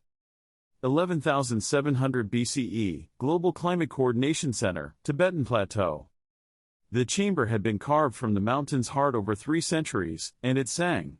Thalia stood at its center, surrounded by crystalline matrices that mapped Earth's entire climate system in real-time holographic detail. The crystals hummed, not with sound, but with vibrations that resonated through immortal bones, each frequency representing a different atmospheric layer, ocean current, or pressure system. Together they created a symphony of planetary data that Thalia could feel in her teeth, her fingertips, the quantum-sensitive cells that lined her nervous system. Above her head, atmospheric currents flowed like golden rivers, their temperatures indicated by subtle color shifts from Arctic blue to equatorial crimson. At her feet, ocean currents traced their ancient paths in silver and sapphire, the great conveyor belts of heat that kept the planet livable, pulsing with bioluminescent markers that showed salinity, temperature, and flow velocity. Between them, pressure systems swirled and merged, weather patterns crystallizing and dissolving in accelerated time as the simulation ran forward through possible futures. The 17 monitoring nodes around the chamber represented only the command center. Beyond this room, 1,612 immortals stood at intervention points across the globe, each one ready to execute their small part of the coordinated warming sequence. The original 512 and 1,100 Earthborn who had matured during humanity's greatest crisis, all connected, all prepared, all carrying the weight of what failure had cost. The air itself tasted like copper and ozone, the flavor of quantum computation running at processing speeds that warped local reality. Thalia's breath created visible distortions in the holographic display, her exhalations momentarily disrupting data streams before the immortal technology compensated and restabilized. Multiple minds had checked every calculation. Every variable had been tested against 1,300 years of failure data purchased with 67,000 named lives, perhaps twice that unnamed, with Prometheus's guilt, with hard lessons about the difference between theoretical perfection and practical reality. Every intervention point had been verified through direct observation, cross-referenced against natural climate cycles, and validated by consensus among 17 different analytical frameworks. They would not repeat Prometheus's mistake. Could not afford to repeat it. Atmospheric methane levels stabilizing, Nix reported from her station, one of 17 crystalline nodes arranged in a perfect circle around the chamber. Her consciousness merged with the data streams, becoming one with the numbers as her immortal mind processed climate information at rates that would have burned out human neural tissue in microseconds. Clathrate deposits show minimal response to current warming trends. We're still within safe parameters. Her voice carried relief, subtle, but Thalia heard it. All of them carried the weight of the younger Dryas, the fear that any climate intervention might trigger a catastrophic cascade. But the alternative was worse, waiting another 3,000 years for natural warming while humanity remained trapped in ice age conditions, their development stalled, their potential unrealized. Ocean salinity gradients are optimal, Marcus confirmed from his node, his warrior's mind repurposed to battling entropy itself. His consciousness had adapted over 13 centuries, learning to fight enemies measured in temperature differentials and pressure systems rather than flesh and bone. The North Atlantic is primed for circulation restart. When we initiate the process, the Gulf Stream should resume within 6 months rather than immediately. Gradual enough to prevent shock. 6 months. The number had been calculated to 17 decimal places, tested against every historical analog they could find, and validated through simulation runs that had consumed decades of computational resources. This was not the instant restart Prometheus had attempted. Not the sudden jolt that had reversed ocean currents and plunged the world into catastrophic cooling. But careful, measured, respectful of the planet's complexity. Confirmed, echoed Minerva, her perfect memory overlaying current conditions with every climate transition in Earth's geological record. Her consciousness carried patterns from millions of years, ice ages beginning and ending, temperatures rising and falling, the natural rhythms of a planet that had been regulating its own climate for 4 billion years before immortals arrived with their certainty and their hubris. This matches the Eemian interglacial pattern from 130,000 years ago. Natural, sustainable, precedented. Thalia nodded, but her attention was focused on the biological overlay, a separate visualization that showed every human population on Earth, their locations glowing like candles in darkness, representing uninhabitable ice. 1.3 million souls, survivors of the younger Dryas, clustered in refuge zones where immortal intervention had kept them alive through 13 centuries of unnatural winter. They were now positioned perfectly, ready to expand when warmth came, carrying with them the agricultural knowledge that immortals had preserved through the crisis. Every population had received training through dream techniques, farming, seed storage, and animal husbandry. The humans didn't know they were prepared, the knowledge felt like inherited wisdom, ancestral memory, natural intuition. But Thalia knew the truth, every piece of agricultural understanding had been carefully planted, maintained, kept alive through a millennium of frozen hardship. The unified language that had spread across the continent before the younger Dryas had preserved agricultural vocabulary through 1,300 years of crisis. Farming terms with no current use remained embedded in the continental linguistic framework, waiting to be revived. When warming came, humans across vast distances would simultaneously remember concepts they'd never consciously learned, the gift Sophia had given them decades ago now serving as the foundation for rapid agricultural adoption. Prometheus, she said softly, and felt his consciousness touch the network from his position at the North Pole, where he monitored but would not control, where he'd insisted on being placed, close enough to observe, far enough to prevent his interference if his certainty overcame his caution. Silence stretched through the network, heavy with the weight of names on the memorial. Thalia could feel his reluctance, the way trauma created hesitation where confidence had once lived. When he finally spoke, his thoughts carried the texture of hard-won humility that 13 centuries hadn't softened. The intervention points are correct, he said, each word emerging like pulling teeth, his consciousness examining every syllable for the certainty that had betrayed him. The energy distribution is optimal. The Cascade preventions are. He paused, sharing a flood of mathematical proofs that even immortal minds took seconds to process, equations checking equations, models validating models, safety systems monitoring safety systems in recursive loops that approached infinity. Adequate, he concluded finally. You've learned from my failure. The gradual approach will work. But Thalia heard what he didn't say. If you're wrong, your names will be on the memorial. Your faces in the ice. Your guilt to carry for eternity. Zephyrus, Thalia called to her partner through the network, feeling his warm presence from his position in Anatolia, where he prepared human settlements for the transition. After 3 millennia together, she could read the nuances in his consciousness like a second language, his confidence in her leadership, his concern for her burden, his love that had deepened through shared parenthood and shared crisis.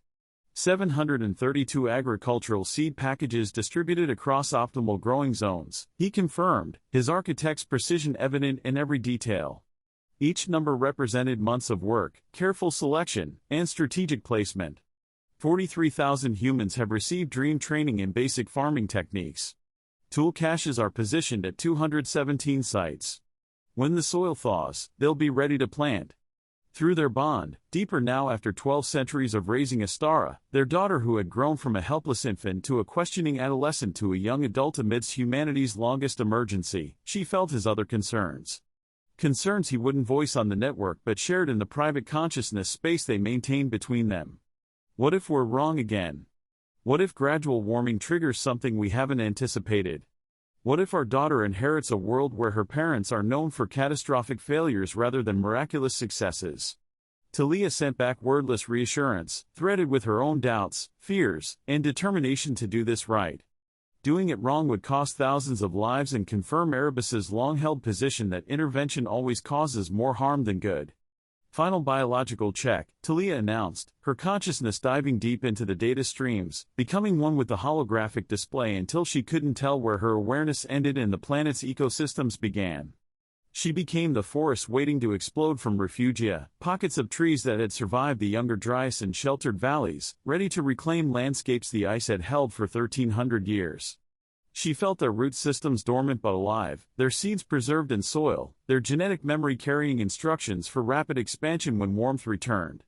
She became the grasslands, ready to reclaim the permafrost, hardy species adapted to cold but capable of thriving in warmth, waiting beneath frozen ground for the signal to surge forth and transform tundra into prairie. She became the coral reefs poised to bloom in warming seas, polyps that had survived in tropical refugia, ready to spread across ocean floors currently too cold for their calcium carbonate architectures. The auroch herds in Central Europe, reduced to barely 2,000 individuals during the younger Dryas, were positioned near grasslands that would flourish first. Thalia monitored their health through the network's biological sensors, noting pregnancy rates, calf survival, and genetic diversity. When warming came, these herds would explode across newly habitable territories, providing protein for human populations transitioning to agriculture. The wild wheat in the Levant, genetically enhanced over millennia through careful selective breeding, waited in highland valleys where Thalia had guided its preservation. When warmth reached these elevations, the wheat would be perfectly positioned to spread into the lowlands where human settlements were concentrated. The domestication wouldn't be accidental, it was orchestrated, though humans would never know. The salmon runs that would resume in rivers frozen solid for 1,300 years, Thalia tracked their populations in coastal refugia, monitored genetic bottlenecks, ensured sufficient diversity remained for explosive recovery. All biological systems show green, she confirmed, her consciousness separating from the planetary merger, returning to individual awareness with a sensation akin to surfacing from deep water. Sophia, linguistic preparation? From her position in Mesopotamia, Sophia's consciousness sparkled with anticipation that had survived 13 centuries of emergency intervention. Her teacher's passion remained undiminished, perhaps even strengthened by the prolonged crisis, proof that humans could be taught, could adapt, could survive if given proper knowledge. I've seeded 17 distinct language groups with agricultural vocabulary through dream learning, she reported, sharing linguistic maps that showed knowledge distribution across human populations. Words for seed, harvest, season are already entering common usage even though they have no current reference. When farming begins, the concepts will feel familiar, natural, inevitable. The unified language would exponentially amplify her teaching efficiency. A farming technique shared in Mesopotamia would spread to the Atlantic within a generation, carried by traders who could explain complex agricultural concepts with precision impossible before linguistic unification. The gift given in the Caucasus gathering 40 millennia ago would now enable the agricultural revolution to propagate at unprecedented speed. Thalia felt the elegance of it, language preparing minds for concepts they hadn't yet encountered, creating cognitive frameworks that would make agricultural adoption feel like natural evolution rather than sudden revolution. The words existed in human mouths before the practices existed in human hands, smoothing the transition through linguistic pre-adaptation. As will the social structures, Kronos added from his coordination center in East Africa, his temporal calculations already mapping how human societies would transform when warmth returned. I've been guiding the survivor populations toward proto-hierarchies that can manage agricultural surplus. The mental frameworks for property, storage, and delayed gratification are already developing. Through the network, Thalia sensed his satisfaction with the social engineering that had occurred during the crisis, using hardship to create cooperation patterns that would serve agricultural civilization. Leadership structures had crystallized through emergency management. Cooperation protocols had developed through shared survival. Social bonds had formed that would endure into the warming era. Everything was ready, 1,300 years of preparation, of careful positioning, of learning from catastrophic failure. Yet Thalia felt the weight of responsibility like physical pressure against her immortal bones, heavier than anything gravity could impose, denser than any material force.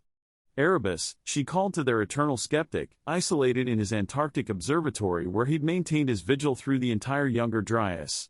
His consciousness was ice-water clear, untouched by emotion or hope, carrying the objectivity that made him valuable even when his conclusions were uncomfortable. Your final assessment? His consciousness remained separate from the network's collective warmth, an island of analytical clarity in an ocean of desperate hope.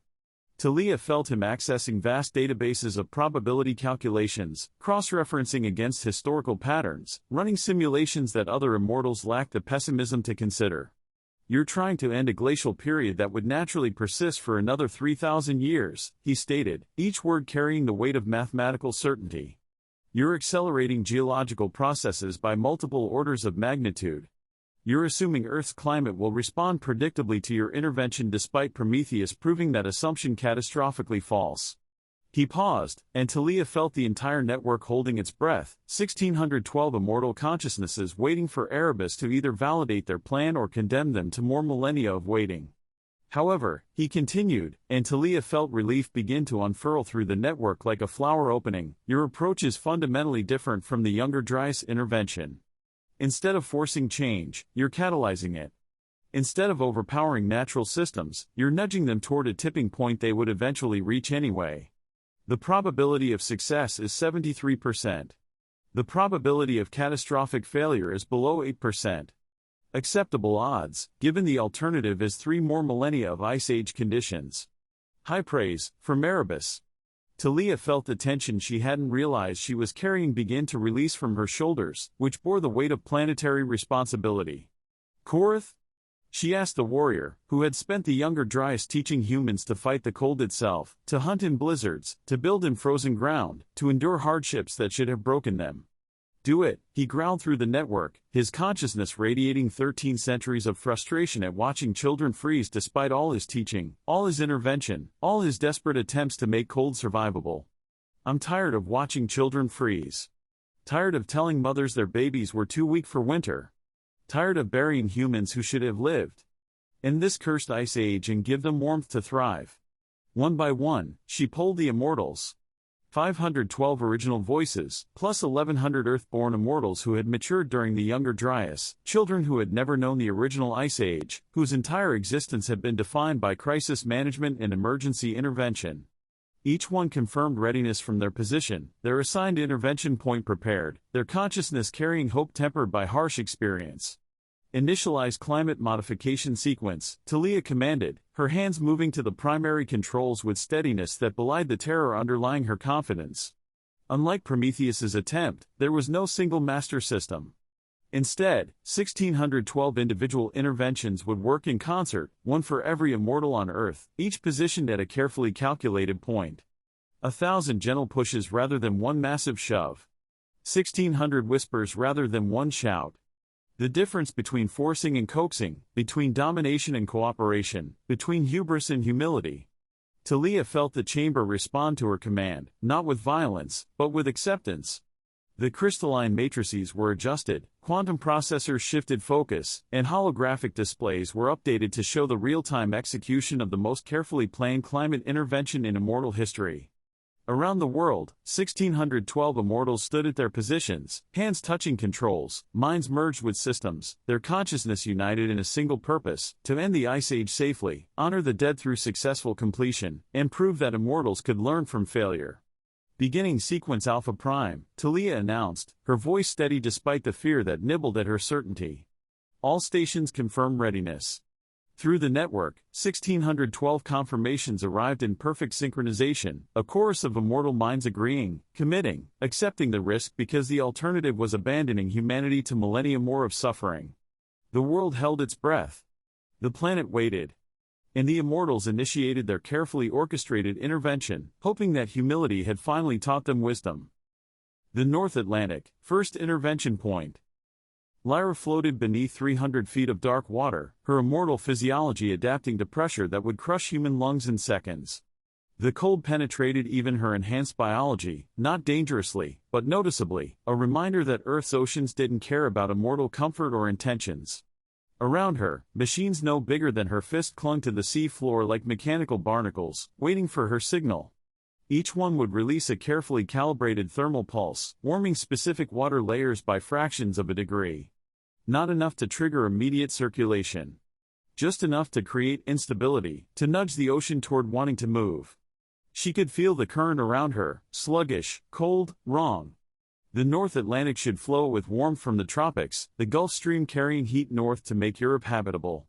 Instead, the water lay still as death, dense with salt, wanting to sink but trapped beneath fresher meltwater from Prometheus's catastrophic attempt at warming. Thermal seeds ready, she reported, her consciousness sharing the exact temperature gradients with the network. Water here is 2.3 degrees Celsius, dense with salt, wanting to sink but trapped. When I trigger release, we'll create density irregularities that should initiate circulation restart. Confirmed, Thalia responded from the Tibetan command center, her consciousness touching Lyra's with a reassurance that felt more hopeful than confident. Begin sequence. Lyra's fingers danced across her controls, each movement precise as surgery, her muscle memory developed through 3 months of practice.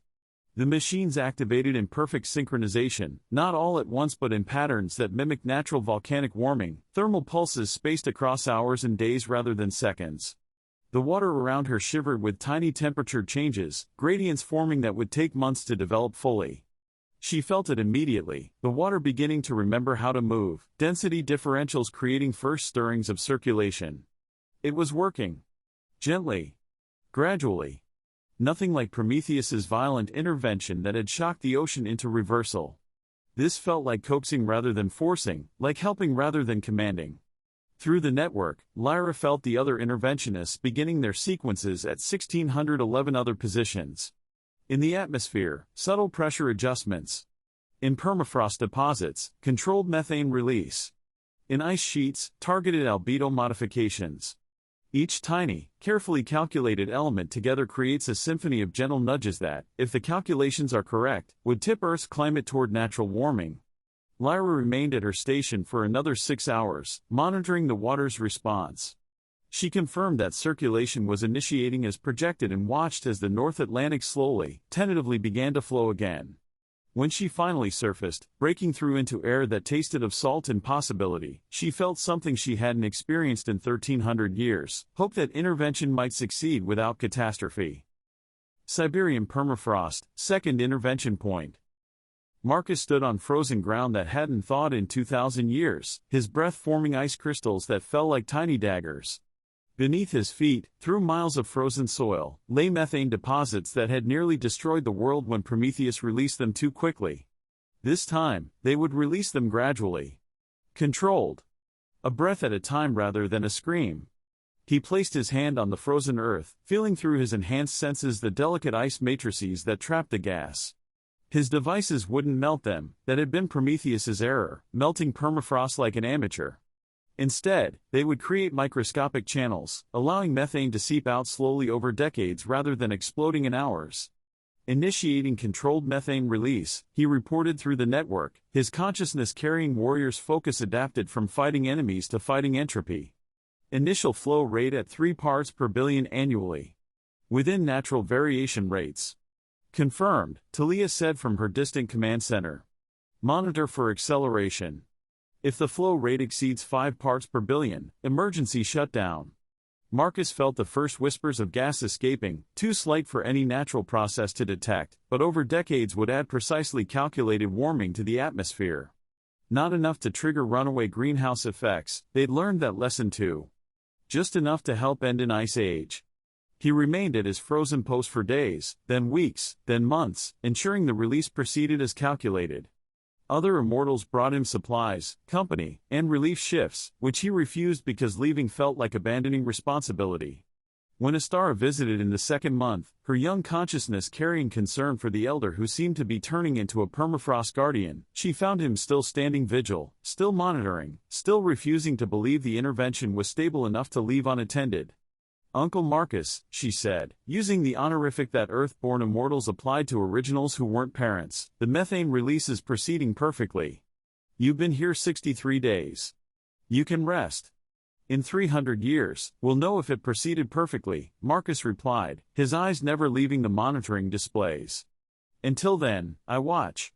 Astara settled beside him, her 1200-year-old consciousness mature enough to recognize that Marcus wasn't watching permafrost, he was watching for catastrophic failure, for the moment when perfect calculations revealed hidden flaws, for the cascade that would prove immortals still didn't understand the planet they were trying to help. She stayed with him for the next month, sharing the vigil and learning that successful intervention required not just initial execution but endless monitoring. It required patience that measured success in centuries rather than days and humility that never trusted certainty, regardless of how perfect the equations appeared. The Himalayas, Command Center, 6 months later. In the hidden city beneath Everest, Astara watched her mother's orchestration with immortal eyes that had never seen a world without ice. At 1200 years old, she was approaching her full powers, standing at the threshold between childhood and maturity. Her mind was already sharp enough to grasp the magnitude of what the immortals were attempting. "Why now, Mother?" she asked through the network, her thoughts colored with genuine curiosity that 12 centuries of emergency intervention hadn't dulled. Why not let it warm naturally? The younger Dryas will end on its own in another 2,000 years. Why risk intervention again after what happened last time? Thalia's consciousness enveloped her daughters, sharing not just words but experiences, the memory of human children playing in warm sunshine before the younger Dryas, a forest that stretched from horizon to horizon, of abundance the ice had stolen. These are memories from before Astara's birth, from the world Astara would never know unless this intervention succeeded. Because humanity has suffered enough for our mistakes, Thalia replied, her consciousness carrying the weight of 1,300 years treating cold exposure injuries, malnutrition, hypothermia deaths. Because we have the knowledge and the responsibility. Because waiting for nature means 30 more centuries of unnecessary death. But Father says intervention always has consequences, Astara pressed, echoing Zephyrus's cautious wisdom shaped by watching Prometheus's failure. He says every time we help, we also hurt. Every gift creates dependency. Every rescue prevents learning. It does, Thalia agreed, sharing through the network the probability cascades they'd calculated, the future scenarios they'd modeled, the costs they'd weighed. The warming will trigger migrations that will cause conflicts. The abundance will enable population growth that will stress resources. The agricultural revolution will create inequality, ownership, and the seeds of war. But also cities, art, science, and civilization. The consequences are what make us gardeners rather than gods. We can plant, but we cannot control what grows.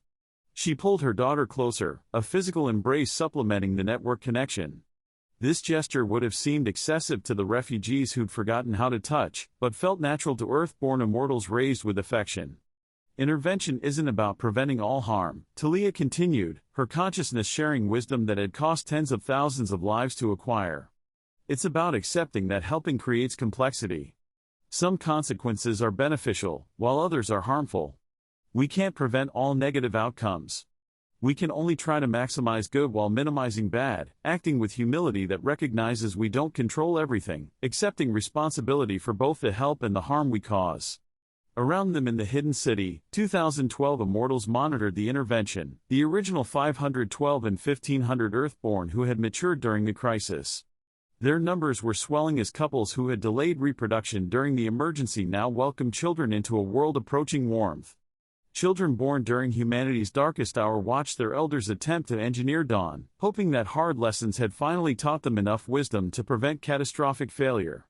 A star absorbed her mother's teaching, her young consciousness processing the moral complexity that would define immortal existence, the burden of power combined with the limits of control, the necessity of intervention despite uncertainty of outcome, the acceptance of both credit and blame for consequences that defied complete prediction. She was learning what it meant to be immortal among mortals, not to play God, but to be a gardener. Not to control, but to nurture. Not to prevent all suffering, but to reduce it where possible while accepting that even successful help creates new problems requiring new solutions.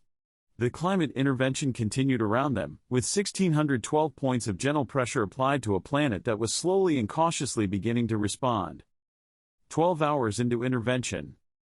Gulf Stream showing preliminary response, Nix reported from her observatory, her consciousness merged so entirely with the data that she had become the ocean itself. She felt the currents stirring, sluggish at first but gaining momentum, the water beginning to remember its ancient pathways. Density differentials are forming. The circulation wants to restart. Through the network, 1,612 Immortals felt collective relief that first responses matched their projections. But nobody celebrated yet. Prometheus's intervention had also shown promising initial results before the catastrophe. Atmospheric methane increasing within projected parameters, Marcus confirmed from Siberia, where the permafrost was beginning its 1,000-year exhale. Flow rates are stable at 3.2 parts per billion annually. No acceleration detected. No cascade effects detected, Prometheus said from his polar station, and Thalia heard relief in his thoughts mixed with caution that would never again allow certainty. All interventions remaining localized. The system is accepting the changes. But Thalia wasn't celebrating yet.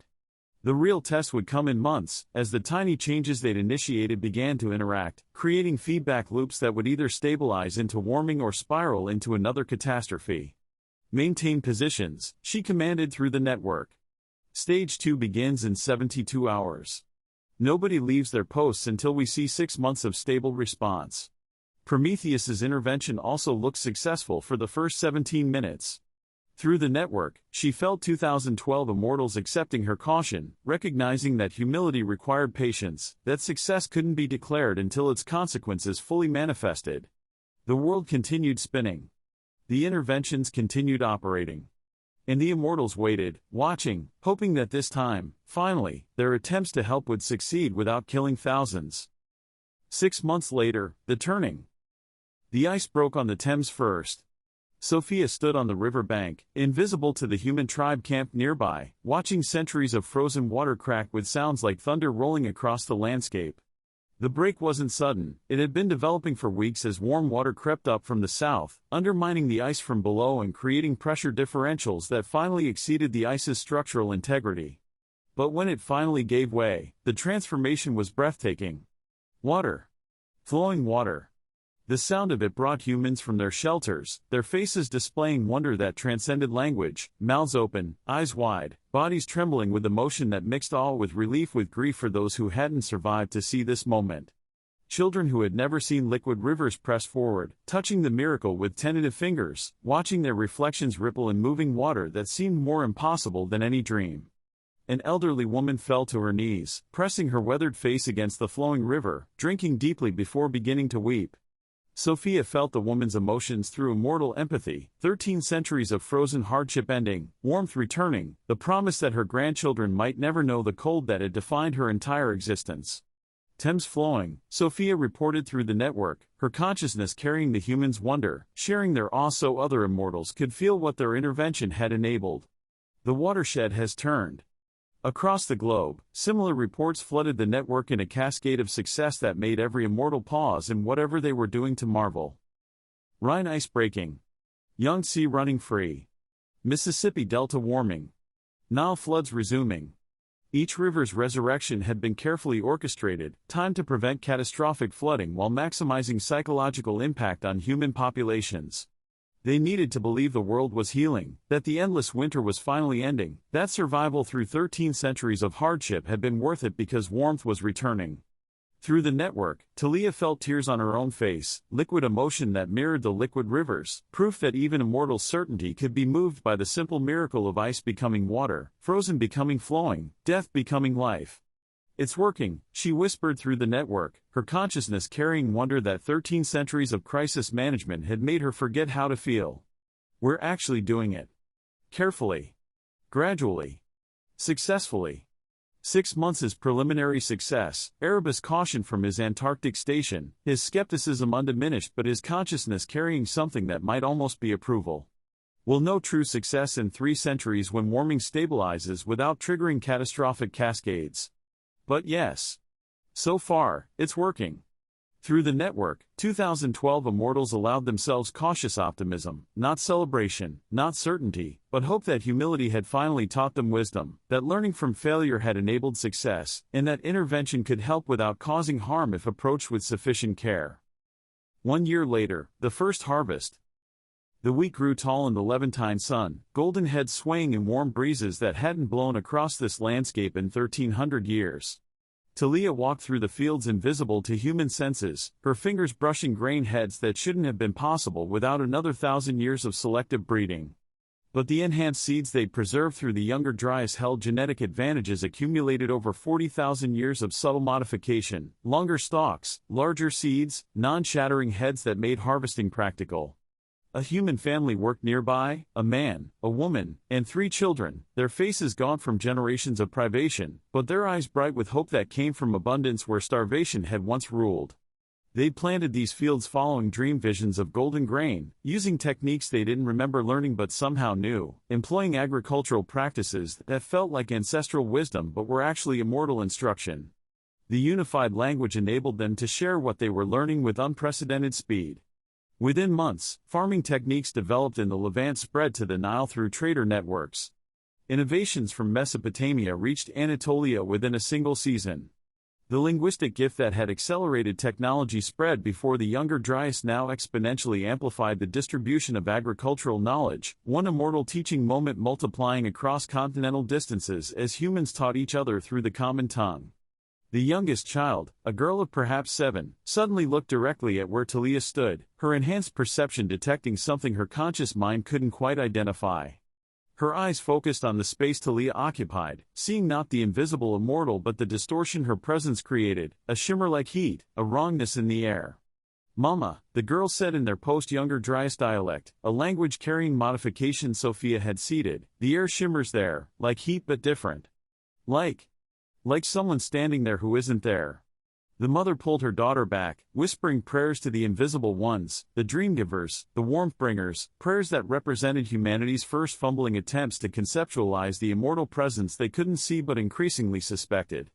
They'd started leaving offerings at specific stones, the first stirrings of organized religion, of trying to comprehend the incomprehensible forces shaping their world.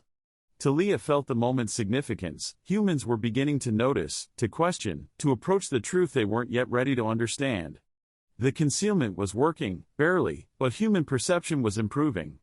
Eventually, not today, not this year, but eventually, someone would see clearly, would understand fully, would realize that invisible teachers walked among them. First successful harvest confirmed in 17 locations, Zephyrus reported through the network from his position coordinating construction of the first permanent agricultural settlements. Yield exceeding projections by 30%.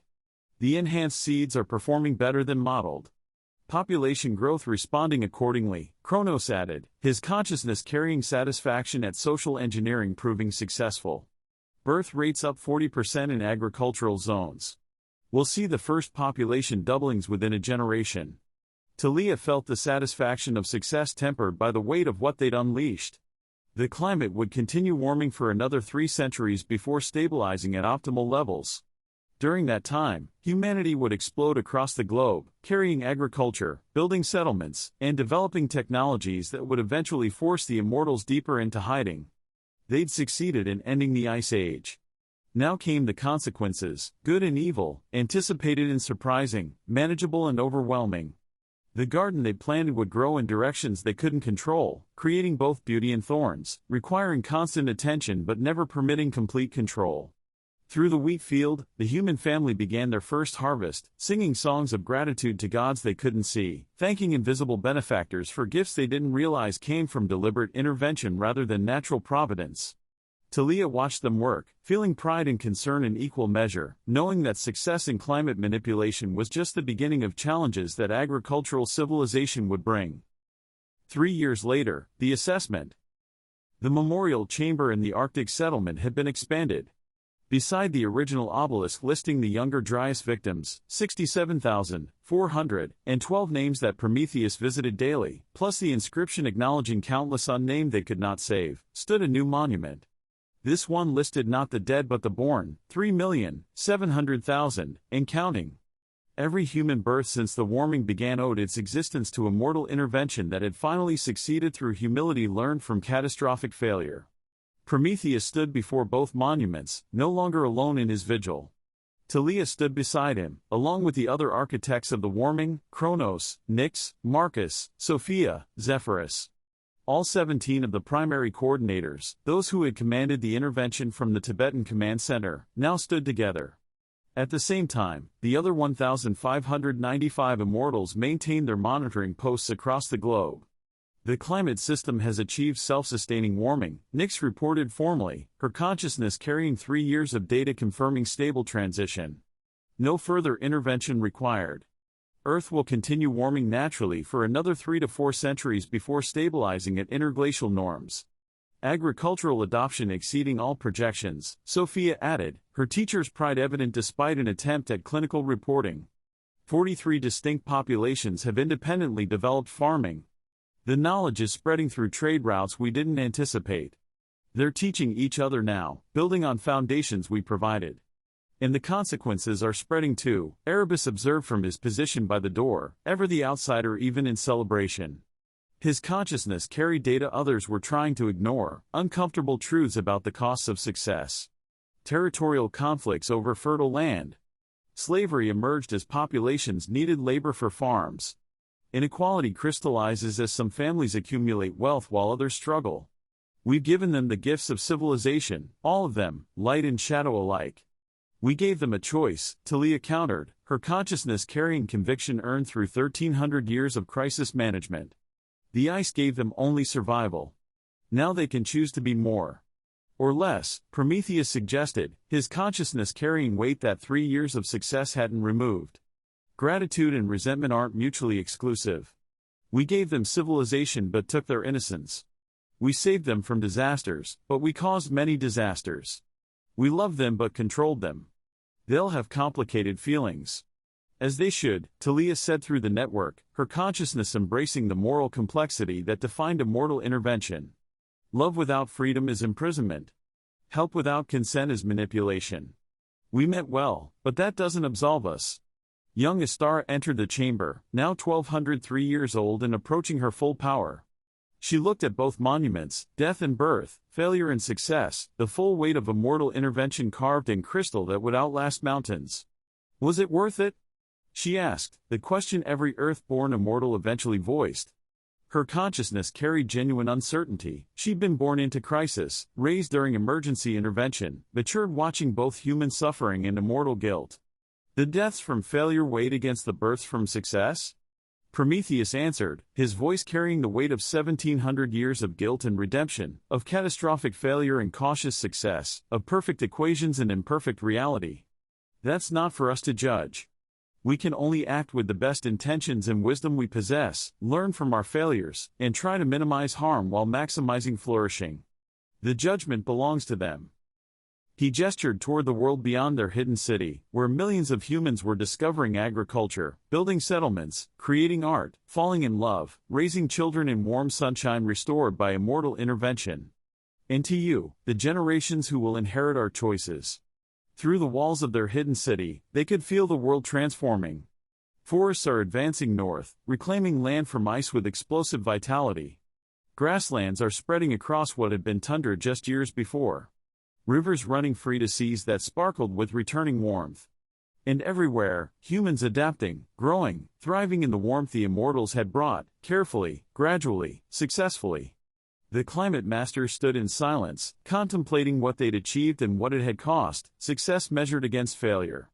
3 million births weighed against tens of thousands of deaths, witnessed and unwitnessed, counted and uncounted. Warmth restored through humility learned from catastrophic cooling. We did it, Thalia said quietly, her consciousness carrying wonder that 3 years of success hadn't diminished. We actually did it. We learned from failure.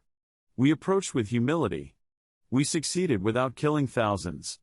This time, Erebus added, his consciousness carrying caution that success should never eliminate. This time we succeeded. The lesson isn't that we've mastered climate intervention, it's that massive caution, extensive preparation, and collective wisdom can reduce the probability of catastrophic failure from certainty to unlikely. But unlikely isn't impossible. We were lucky as much as skilled.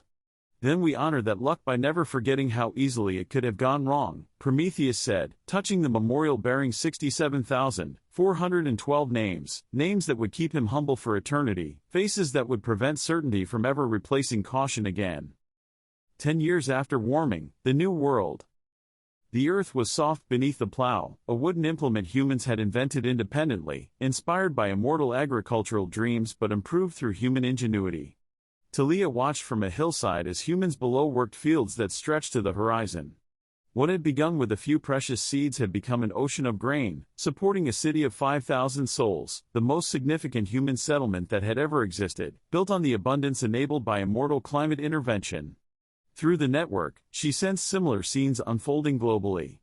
Çatalhöyük rising in Anatolia, mud brick homes packed together in urban density requiring new social structures, new governance, new ways of being human. Jericho's first walls were planned, not against animal predators but against other humans, marking the first signs that agricultural abundance created conflicts over possession and territory. The Yellow River settlements in China discovered rice cultivation through dreams sent by Sophia, adapting techniques to local conditions with creativity that surpassed immortal projections. The Nile Delta is blooming with coordinated agriculture that would eventually support millions. The climate intervention had succeeded beyond their brightest hopes. Earth's average temperature had risen 8 degrees Celsius in a decade, dramatic by geological standards but gradual enough for ecosystems to adapt, for forests to advance rather than die, for humans to migrate rather than freeze. The ice sheets were in full retreat. Forests had reclaimed Europe and North America. The great rivers ran free year-round, nourishing landscapes that had been frozen desert. And humanity had responded with an explosion of innovation that even immortal minds struggled to track. They weren't just farming, they were improving farming, developing new tools, techniques, and crops that immortals hadn't suggested. They weren't just building settlements, they were creating societies with laws, customs, specializations no immortal had authorized or anticipated. They're exceeding us, Sophia observed through the network, and Thalia heard wonder rather than concern. Their creativity, their adaptation rate, it's surpassing our ability to guide. They're becoming something we didn't anticipate, something we can't fully predict. Something we can't control, Erebus added, but for once his tone held curiosity rather than condemnation. Something we can only watch unfold, Thalia agreed, her consciousness embracing the reality that successful intervention meant creating independence rather than dependency, flourishing that exceeded guidance rather than conforming to it. She thought of her daughter Astara, now approaching maturity, who would inherit a world where humans were truly thriving. Here, immortal intervention had finally succeeded through painful lessons, and the future seemed bright with possibility rather than dark with crisis. The Earth-born generation would face different challenges than their parents, not how to save humanity from nature, but how to guide humanity through its own accelerating development. Not how to end ice ages, but how to manage the warm climates enabled by civilizations. The sun set over the grain fields, painting them gold like the dreams Sophia had sent to inspire the first planters. Somewhere in that city below, children were being born who would never know hunger, never know the killing cold, never know a world without abundance. They would know other challenges, war, inequality, the weight of civilization itself. But they would face them with full bellies and warm homes, with the capacity to be more than mere survivors. The climate masters had given humanity a chance, having learned from catastrophic failure to achieve careful success. They had proven that immortal intervention could help without destroying if approached with sufficient humility. Now they would watch what humanity would make of that chance, the good and the bad, the beautiful and the terrible, the achievements and the failures that would define human civilization for the next 10,000 years. In her hidden observation post, Thalia placed her hand on her stomach, feeling new life growing there, her third child, who would be born into a warm world, a flourishing world, a world where humanity no longer needed gods to save them from winter but might, perhaps, need them for wisdom as they faced the summer of their civilization. The Ice Age was over. The age of agriculture had begun.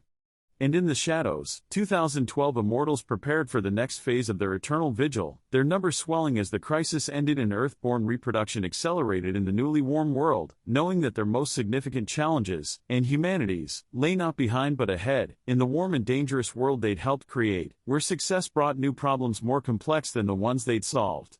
The climate masters had succeeded. Now came the consequences of success, consequences that would define the relationship between immortals and humans for millennia to come. Chapter 12, The Agricultural Revolution. 10,000 BCE, the Fertile Crescent.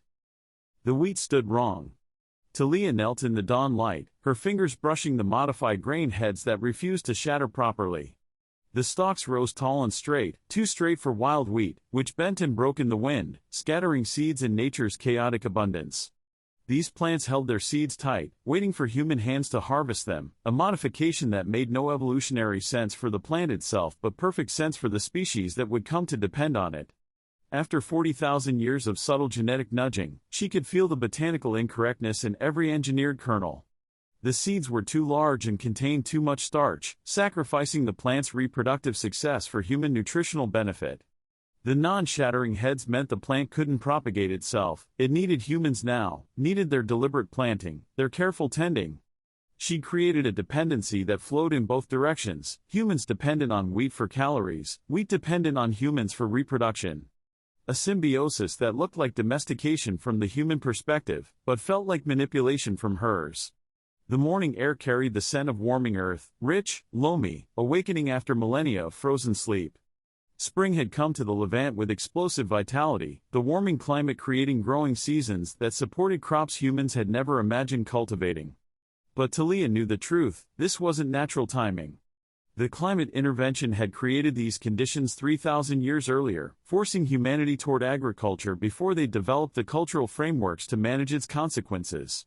Agricultural transition proceeding ahead of schedule, Kronos reported through the network from his observation post overlooking the Tigris-Euphrates Valley. His consciousness carried satisfaction at plans manifesting according to design, human populations concentrating near rivers, building permanent settlements, developing the social structures that would enable civilization. Through the network, Thalia felt him sharing a vision of the land he supervised, 7 distinct settlement clusters, each with populations exceeding 500 individuals, all planted with modified wheat, barley, and lentils.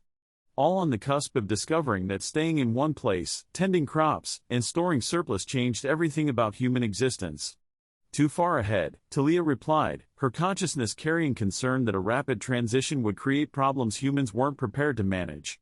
The humans lack institutional frameworks for managing stored food, distributing surplus, and preventing hoarding. We're creating abundance faster than we're providing wisdom to handle it. They'll develop the frameworks through necessity, Kronos countered with the certainty of someone who'd been orchestrating this transition for 3,000 years. Crisis creates innovation. Give them challenges and watch them solve them.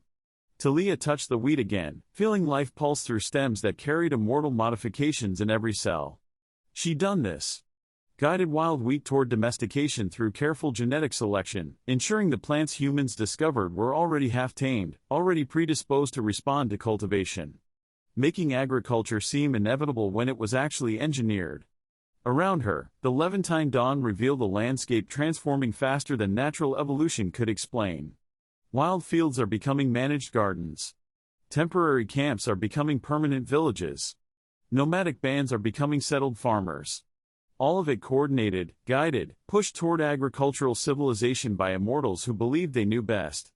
The wheat stood wrong because Thalia had made it wrong, wrong for wild survival, right for human civilization, perfect for the transition she was orchestrating, whether humans understood what was happening or not.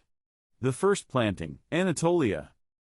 The woman's name was Uru, and she carried seeds in a clay pot decorated with symbols she didn't understand but felt compelled to draw.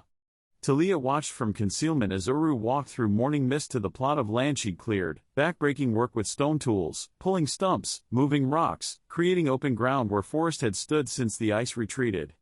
3 months of work to prepare this small field, driven by dreams that showed her golden grain waving in the sun, abundance that made her mouth water even in sleep. Uru knelt in the freshly turned earth, her hands sinking into soil that smelled of decomposition and possibility. She pulled the first seed from her pot, large, heavy, unnaturally perfect, and placed it carefully in the holes made with a digging stick. Through enhanced senses, Thalia felt the moment's significance like electricity in the air. This wasn't the first human planting. Agriculture was emerging simultaneously across 7 continents, guided by dreams Sophia sent. Seeds mysteriously appeared, and techniques felt like ancestral memory but were actually immortal instructions. But this particular planting mattered because Uru was different. She was asking why. Why do the gods want us to stay in one place? Uru muttered to herself as she planted, her enhanced cognitive capacity, modified bloodline, 3rd generation, carrier of improvements Thalia had designed, creating questions that most humans didn't think to ask. Why abandon the hunt that has fed us since the first people walked? Why tie ourselves to plants that demand constant attention? She planted another seed, her movements methodical but her mind churning with implications. Thalia could feel the woman's intelligence working, could sense enhanced pattern recognition processing the changes that agriculture would bring. The plants need us now, Uru continued her self-conversation, a habit that allowed her to think through complex problems. They can't spread their seeds. We must plant them. But we also need them. The seeds feed us through winter, let us stay when the game migrates. We've bound ourselves together, plants and people. Bound by need. Thalia felt her chest tighten with a mix of pride and guilt. Uru understood. Not entirely. She couldn't know about genetic modification, about immortal intervention, about the 40,000 years of guided selection that created wheat that needed humans. But she grasped the fundamental transformation. Agriculture created mutual dependency, changed the relationship between humans and their food from predator-prey to something more complex. It was something more like domestication that flowed both ways. "Mama, why are you talking to the dirt?" a small voice asked. Uru's daughter, perhaps 6 years old, watched her mother with the solemn attention of children who sense importance without understanding it. "I'm talking to the gods," Uru replied, smiling at her daughter while placing another seed. "Asking them if this is wise. Asking if they'll help us when we need them, since they're asking us to change everything we are." Through the network, Thalia felt the question like an arrow finding its mark. Would they help? They were asking humans to abandon 40,000 years of successful hunter-gatherer existence, to gamble on agriculture that might fail, to concentrate in settlements that made them vulnerable to disease and conflict. Were immortals obligated to help when the transition they'd orchestrated created suffering? "We will," Thalia whispered, though Uru couldn't hear her. "For better or worse, we've tied ourselves to you as completely as we've tied wheat to humanity. We'll help because we must. We created these dependencies because we owe you that much." Uru finished planting her seeds, perhaps 200 kernels that would, if the harvest succeeded, produce enough wheat to feed her family through winter if the rains came. Suppose the disease didn't strike. If the seed she'd been given through dreams and discoveries actually grew as promised. She stood, brushing dirt from her hands, looking at the planted field with an expression that mixed hope with terror. She was gambling everything on plants she'd never cultivated, on techniques she didn't fully understand, on gods she couldn't see making promises they might not keep. "Please," she whispered to the sky, to the invisible powers she sensed but couldn't name. "Please let this work. We're trusting you. Don't let us starve for listening to your dreams." Thalia wanted to promise. Wanted to materialize and say, "I'll make it work, I won't let you starve, trust the guidance, and you'll be safe." But promises were meaningless when climate could fail, disease could strike, and human conflict could destroy everything. All she could offer was the same thing she'd been offering for 40 millennia, subtle help, gentle guidance, intervention that looked like luck but was actually careful management. She watched Uru and her daughter walk back to their settlement, leaving the planted field to germinate, which would either transform human existence or prove that the gods' dreams led only to starvation. Through the network, Thalia felt 7,000 similar scenes playing out globally. 7,000 families are gambling on agriculture. 7,000 acts of faith in invisible guidance. 7,000 chances for immortals to either fulfill their promises or betray the trust they cultivated as carefully as they cultivated wheat. The first domestication, the aurochs encounter. The aurochs was massive, 2,000 pounds of muscle and horn and wild temperament, standing in the meadow like a monument to everything agricultural civilization would need to overcome. Thalia approached cautiously, her immortal presence calming the beast through bioelectric field manipulation that made her seem non-threatening despite being an apex predator by any natural standard. The bull's eyes, deep brown, surprisingly intelligent, watched her with suspicion tempered by curiosity that her manipulation created. Around the meadow's edge, a human hunting party waited, observing the strange woman who had walked fearlessly toward the aurochs, watching the aurochs that didn't charge, and witnessing the impossible interaction with the confusion of people whose entire understanding of wild cattle involved keeping maximum distance. "The dream said you would come," one of the hunters called out, a man named Bharat, whose enhanced bloodline gave him courage beyond natural caution. "Said a woman would show us how to make the wild cattle peaceful. We thought it meant a different kind of hunting technique." "Not hunting," Thalia replied, keeping her voice calm so as not to startle the bull. "Keeping. Living alongside. Making them part of your families instead of your prey." She placed her hand on the aurochs's massive shoulder, feeling muscle shift beneath skin and hide, feeling the animal's wariness begin to ease under her influence. Through centuries of genetic modification and behavioral conditioning applied to aurochs populations globally, she'd created cattle that were predisposed to accept humans' presence, that had reduced aggression, that carried genes for docility waiting to express themselves through careful breeding. But the bull didn't know he'd been designed for domestication. He still felt wild, still carried instincts that said humans were threats or irrelevant. Thalia was bridging 40,000 years of separation, showing that predator and prey could become partners if approached correctly. "Come closer," she called to Bharat. "Slowly. No weapons. Hold out your hand with grain." The grain was modified wheat seeds that would eventually tie humans and agriculture together. Using wheat to tame aurochs created multiple dependencies simultaneously. Humans needed wheat to feed cattle, needed cattle to plow fields for wheat, and both were essential for the agricultural revolution that would define civilization. Bharat approached with grain trembling in his outstretched hand. The aurochs watched him, nostrils flaring, massive head lowering in what could be either submission or preparation to charge. Thalia maintained her calming influence, her bioelectric field creating a bubble of peace that encompassed both humans and animals. The bull's tongue, rough, huge, startlingly gentle, took grain from Bharat's palm. The hunting party gasped. Bharat froze, his enhanced mind processing the implications faster than natural human cognition would allow. The aurochs, the greatest of prey animals, the most dangerous of food sources, was eating from his hand like a tame thing. "They can be kept," Bharat whispered, his voice carrying awe that bordered on religious experience. "Not hunted and killed but kept and used. For milk. For pulling plows. For breeding.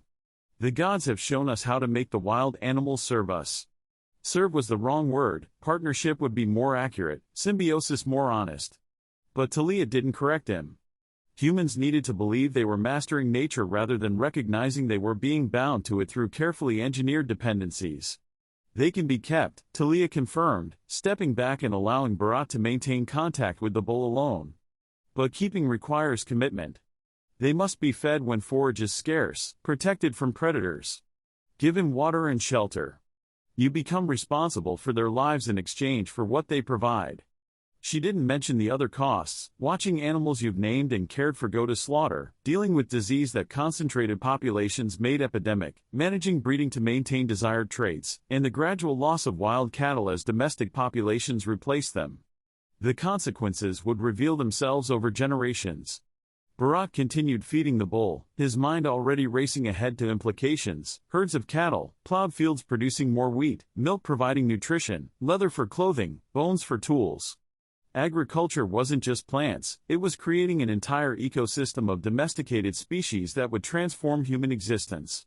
Through the network, Thalia felt similar domestication scenes playing out globally: goats in the Zagros Mountains, pigs in China, llamas in the Andes, water buffalo in Southeast Asia. 7 continents, 7 domestication processes, all guided by immortal intervention disguised as human innovation, all creating the foundation for agricultural civilization. The aurochs that ate from Bharat's hand had descended from populations Thalia had been genetically modifying for 10,000 years. But Bharat would never know. His descendants would believe humans had tamed wild cattle through cleverness and patience, not understanding that cattle had been designed to be tameable, that domestication was inevitable because immortals had engineered inevitability. "Thank you," Bharat called to Thalia as she began to fade from view, returning to immortal concealment. "Thank you for showing us this gift." Gift.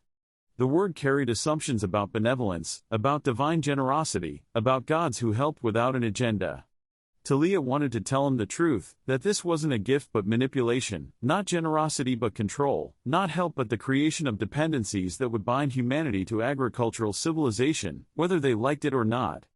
Instead, she simply nodded and vanished, leaving Bharat with his bull, his grain, his dreams of abundance, and without understanding that every gift came with costs he couldn't yet calculate.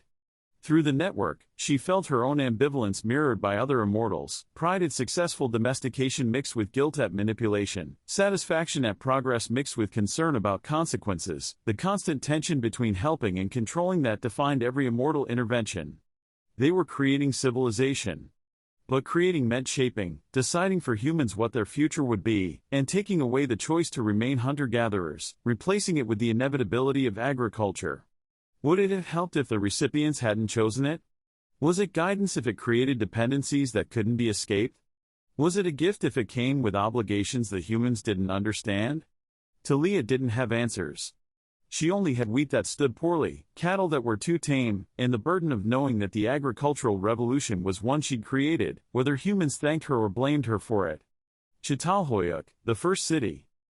8,000 humans lived in structures packed so tightly that movement between buildings meant walking across rooftops. Kronos stood on a hill overlooking the settlement that would, in 9,000 years, be excavated by archaeologists who would call it the world's first city. But those archaeologists wouldn't understand the planning that went into every aspect of its design, the social engineering embedded in its structure, the immortal guidance that made this unprecedented concentration of humans possible. Population density, 43 humans per acre, he reported through the network, sharing demographic data that made even immortal minds pause at the implications. No previous human settlement exceeded 7 per acre. We've created urban concentration 6,300% beyond natural human preferences.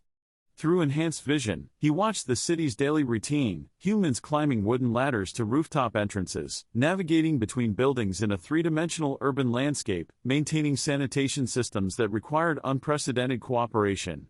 No streets, the buildings themselves provided walkways. No doors at ground level, entrance from above reduced rodent access and created easily defensible architecture. But the genius was in the social structure Kronos had been cultivating for 3 centuries. Resource distribution proceeding according to schedule, he continued, accessing monitoring data throughout the settlement. Central storage facilities maintain grain reserves adequate for 6 months. Distribution managed through kinship networks augmented by religious authority. Inequality minimal, no elite structures, no evidence of social stratification beyond age-based respect. It was temporary.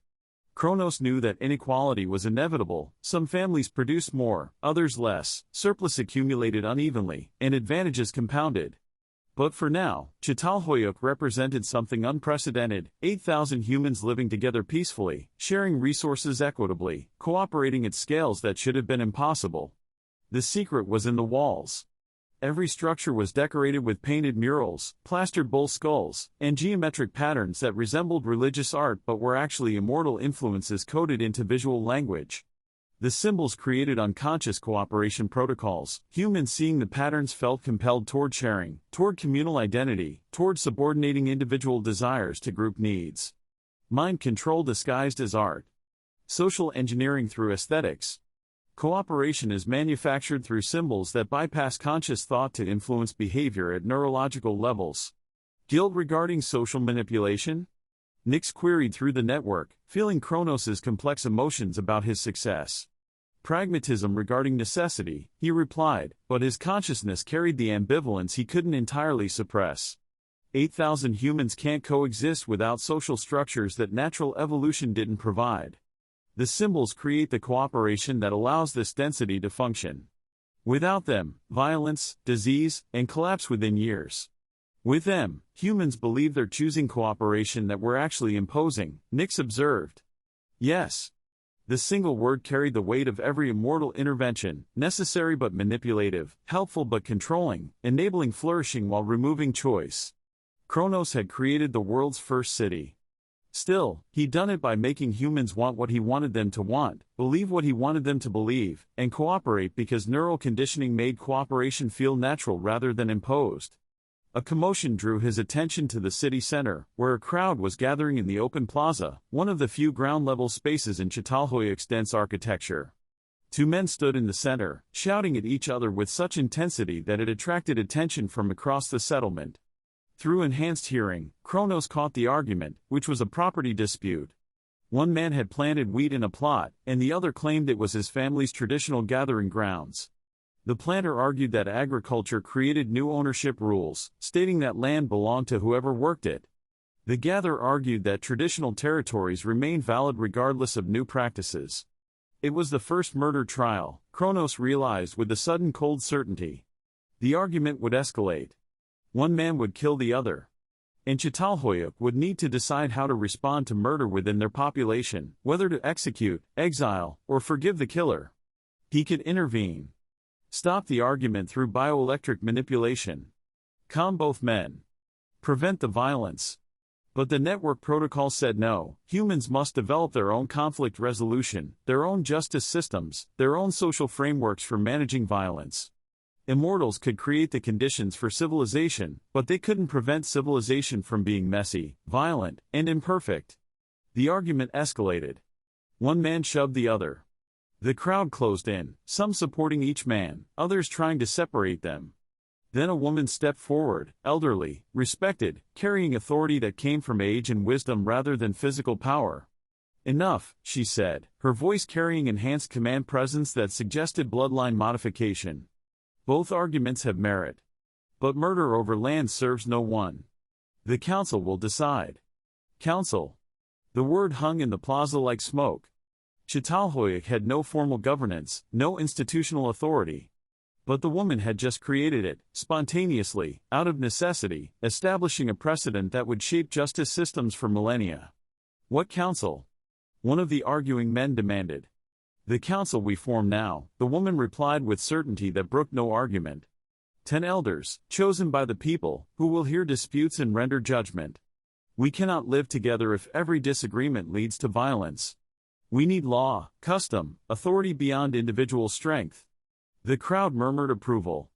The concept resonated. Humans recognized that urban density required institutional frameworks, that living together meant submitting to shared governance, that civilization required sacrificing some individual freedom for collective security. Kronos watched the first government being born and felt complex pride. He'd created the conditions, the density, the resource competition, the symbols that promoted cooperation, but the humans were solving the problems themselves, creating institutions he hadn't designed, innovating beyond his guidance. Democracy emerging in real time, he reported through the network. No immortal instruction involved. Pure human innovation responding to challenges we created. Will you let it stand? Sophia asked. Or will you guide them toward different governance structures? Kronos considered. He could influence the council's formation, shape its structures, and ensure it developed according to immortal preferences. Or he could let humans figure it out themselves, accepting that their solutions might be messy, imperfect, different from what immortals would choose. I'll let it stand, he decided. We created the problem, urban density. They're creating the solution, institutional governance. That's the deal. We provide conditions, they provide innovations. We push, they choose how to push back. As the woman was already organizing the council selection through the plaza, Kronos felt the weight of watching human civilization emerge not as an immortal creation but as a human response to immortal intervention. They weren't puppets. They were partners, junior partners who didn't know about the partnership, but partners nonetheless, creating their own solutions to problems immortals had deliberately created. Çatalhöyük would survive another 1,000 years, grow to 10,000 inhabitants, and develop pottery, metallurgy, art, and religion, all the foundations of civilization. And it would do so through the constant tension between immortal guidance and human innovation, divine planning and mortal improvisation, creating conditions and chosen responses. The first city was succeeding. Now came the challenge of figuring out whether success was triumph or tragedy, gift or burden, help or control that would define human existence for the next 10,000 years. China, the Oracle Bones. Ether knelt in the workshop where human diviners were creating the world's first written records, though they didn't know they were writing. Ether's consciousness was simultaneously present in this moment and cataloging it for eternal preservation. First Chinese writing system, origin point, immortal influence, substantial. Everything he witnessed became an archive entry, a historical record, documentation for future scholars who would never know they were reading immortal testimony. He couldn't experience the present without translating it into the past tense. This is happening became this happened. Immediate sensation transformed into historical data even as events unfolded, the chronicler's curse, experiencing life as history being made. The diviner, a man named Zhang whose enhanced bloodline gave him pattern recognition that bordered on precognition, heated animal bones over fire until they cracked. Then he studied the cracks, interpreting their patterns as messages from ancestors, from gods, from the fundamental forces that shaped existence. But the cracks weren't random. Ether had been subtly influencing the heating process, the bone selection, the interpretation frameworks, ensuring that the patterns Zhang read actually encoded information, agricultural calendars, weather predictions, social guidance, all disguised as ancestral wisdom. The ancestors say plant wheat when the river rises, Zhang intoned, studying a crack pattern that Ether had shaped to resemble the character that would eventually mean planting. They say store grain in high places. They say trust the gods' gifts even when tradition says hold to old ways. The assembled farmers listen with reverence, their enhanced intelligence processing the guidance while their conscious minds attributed wisdom to supernatural sources rather than recognizing external manipulation. Through his consciousness, Ether was simultaneously performing the same operation at 17 other sites across China.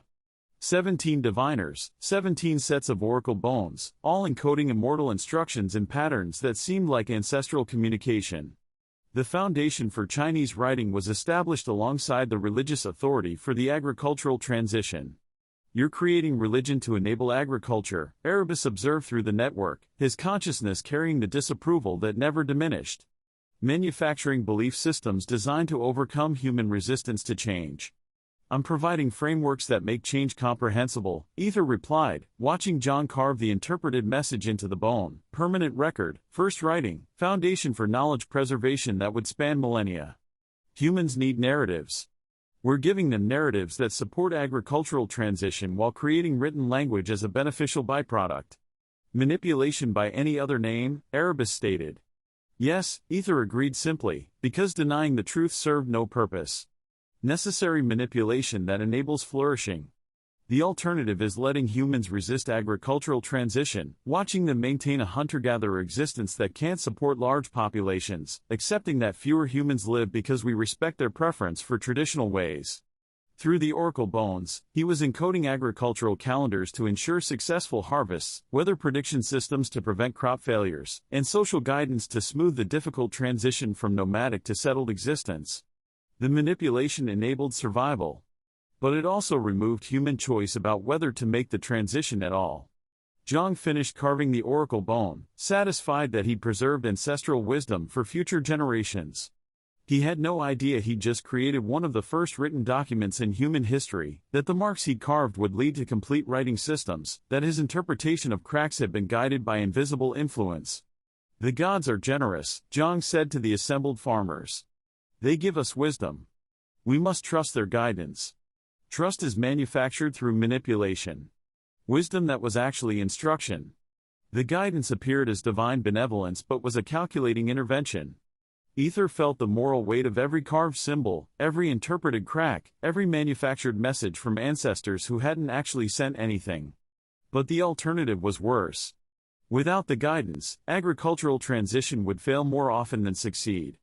Crop failures would kill thousands. Humans would reject farming and return to hunting and gathering, delaying civilization by millennia. The manipulation enabled flourishing that justified its costs. At least, that was what Ether told himself as he shaped crack patterns into proto-writing, turned divination into agriculture calendars, and converted religious authority into tools for social engineering.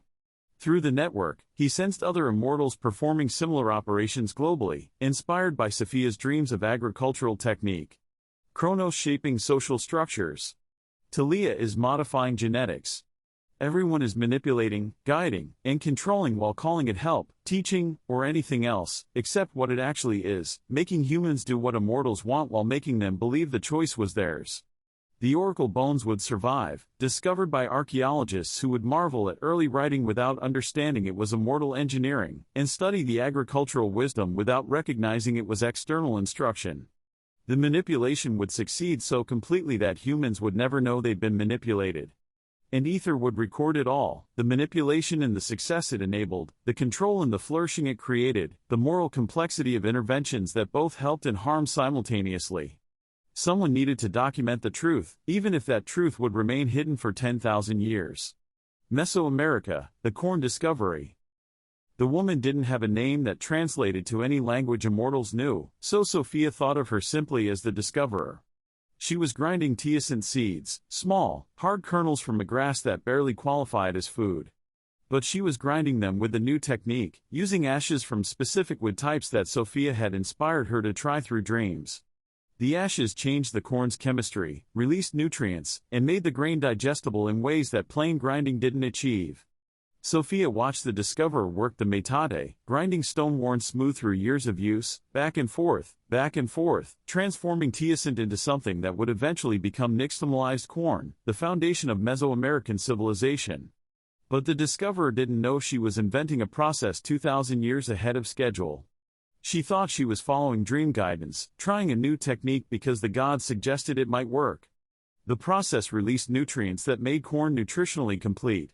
It prevented pellagra, niacin deficiency that would have killed thousands if corn had been eaten without alkali treatment. It created dough that could be shaped, stored, and transported. All the benefits the discoverer couldn't calculate but would experience as her community adopted the technique were significant. Nixtamalization proceeding successfully, Sophia reported through the network, sharing the chemical transformation happening in the metate. The discoverer is experiencing improved nutritional outcomes. Her children show better growth rates. The technique will spread through demonstration and improved health of practitioners. But Sophia didn't share her more profound concern. The discoverer was asking questions. Why does the ash change the corn?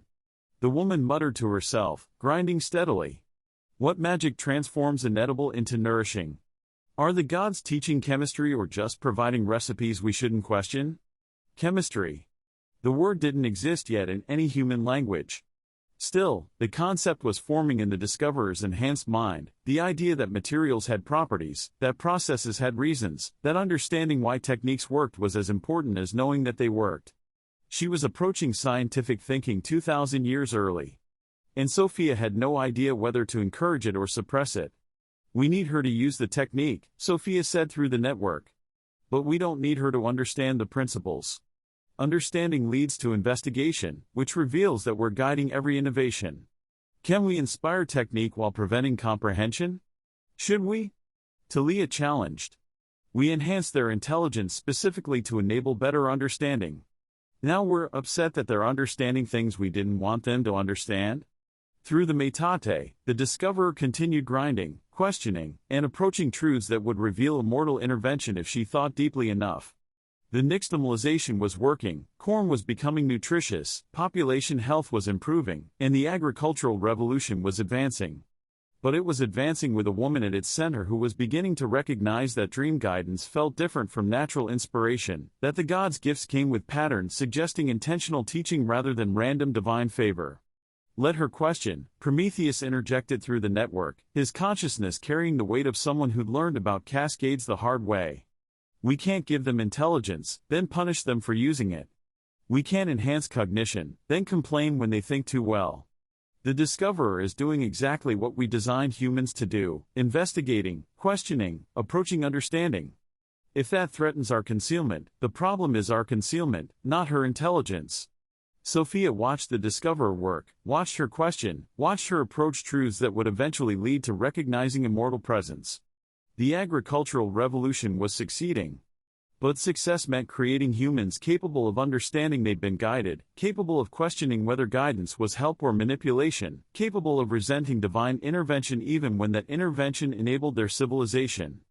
Through the metate, teosint became corn, grass became food, and innovation became the foundation for civilizations that would feed hundreds of millions. In the discoverer ground grain while questioning gods, creating sustenance while approaching dangerous truths, succeeding while threatening the concealment that all success depended upon. The agricultural revolution was working. But working meant creating humans who would eventually understand what had been done to them, who would question whether they should be grateful or angry, who would recognize that every gift came from givers they'd never met, never consented to, never had the choice to refuse. Sophia allowed the discoverer to continue her work, her questions, and her approach to understanding, which might someday challenge the comfortable fiction that humans developed agriculture independently.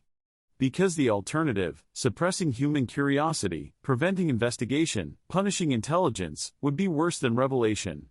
They'd created thinking humans. Now they'd have to deal with the consequences of thinking humans who might eventually think their way to uncomfortable truths about divine guidance. The global coordination, simultaneous revolution. In the spherical chamber deep beneath the Tibetan plateau, the same chamber where climate intervention had been coordinated, Nix displayed the global agricultural transformation in real time. 7,000 points of light, each representing a human settlement transitioning to agriculture. All are distributed across 7 continents. All emerging within the same 3-century window. All follow similar patterns: sedentary settlement, crop cultivation, animal domestication, pottery development, and social complexity. The simultaneity was impossible to explain naturally. Continental populations with no contact are developing identical technologies within decades of each other. The probability of natural independent invention approaches zero.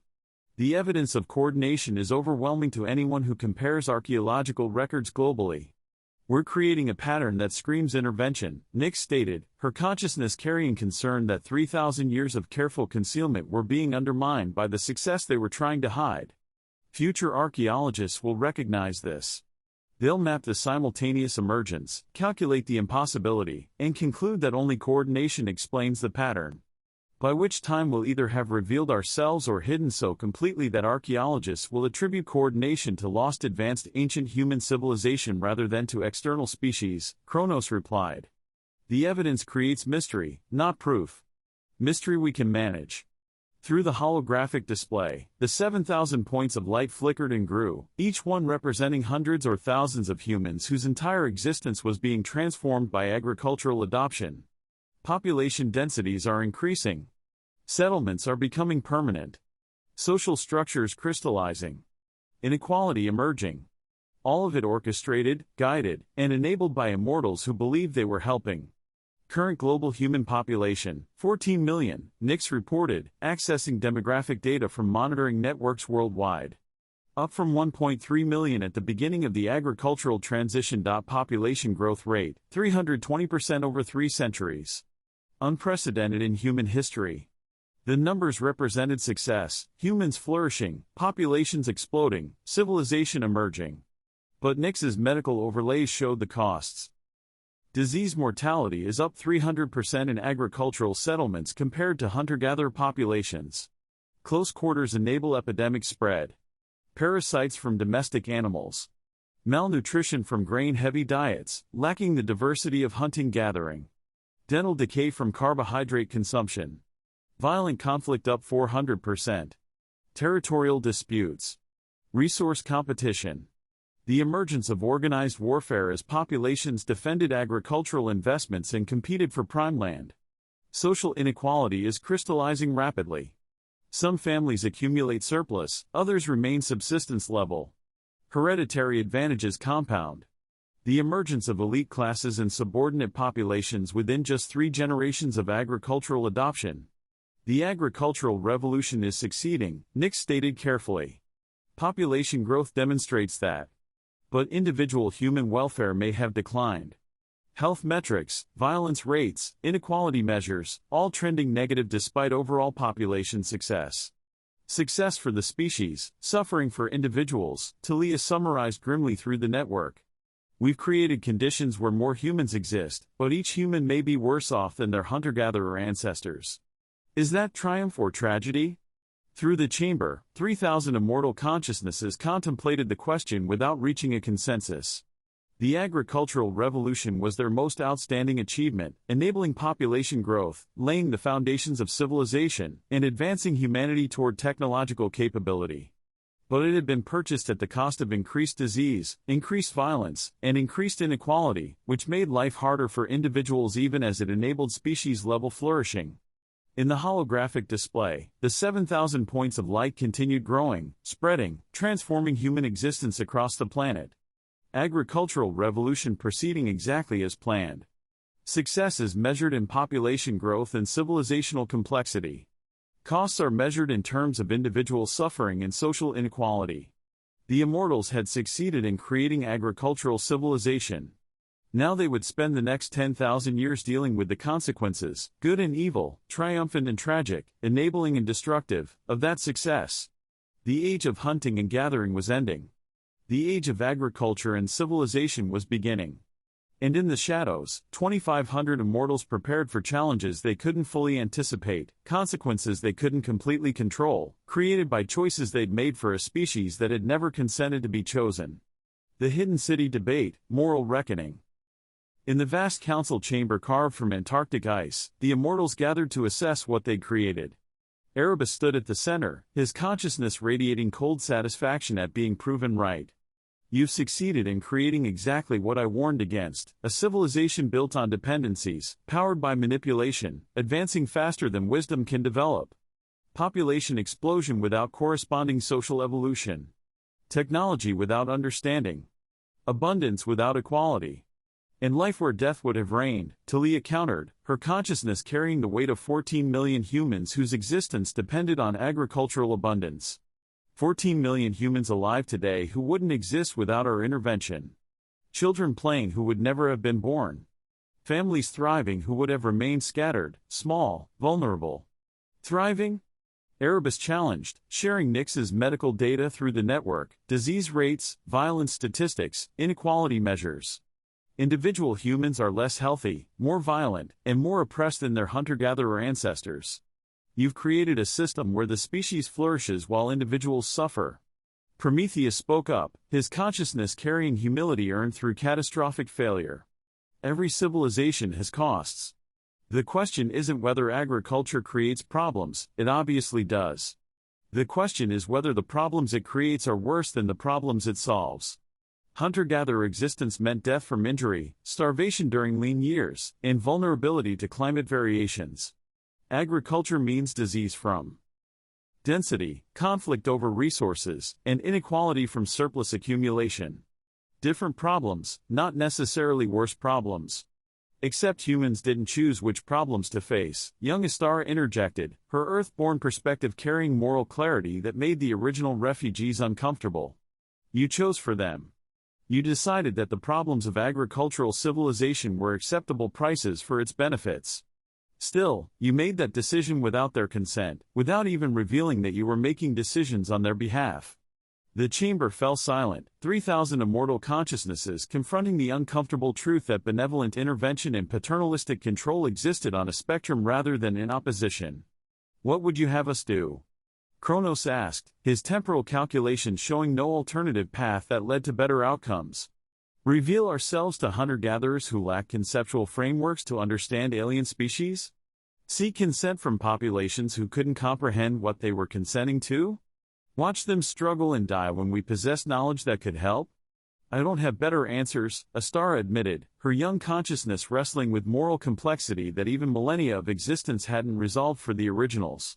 But I recognize that we know best is dangerous certainty, that good intentions don't justify unlimited intervention, that help without consent is still control, regardless of how loving the controller. Through the network, immortals processed the exchange in silence. They'd succeeded in creating agricultural civilization. They'd saved millions from starvation. They'd enabled flourishing on a scale humanity had never achieved. But they'd done it through manipulation, through control, through deciding what was best for a species that had never asked for their help. The agricultural revolution is complete, Kronos stated formally, bringing the debate to a close, though resolving nothing. Human populations are transitioning globally.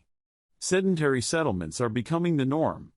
Domesticated species are being integrated into human existence. The foundations for complex civilization are established. And the moral foundation for questioning our right to establish those foundations is equally secure, Erebus added.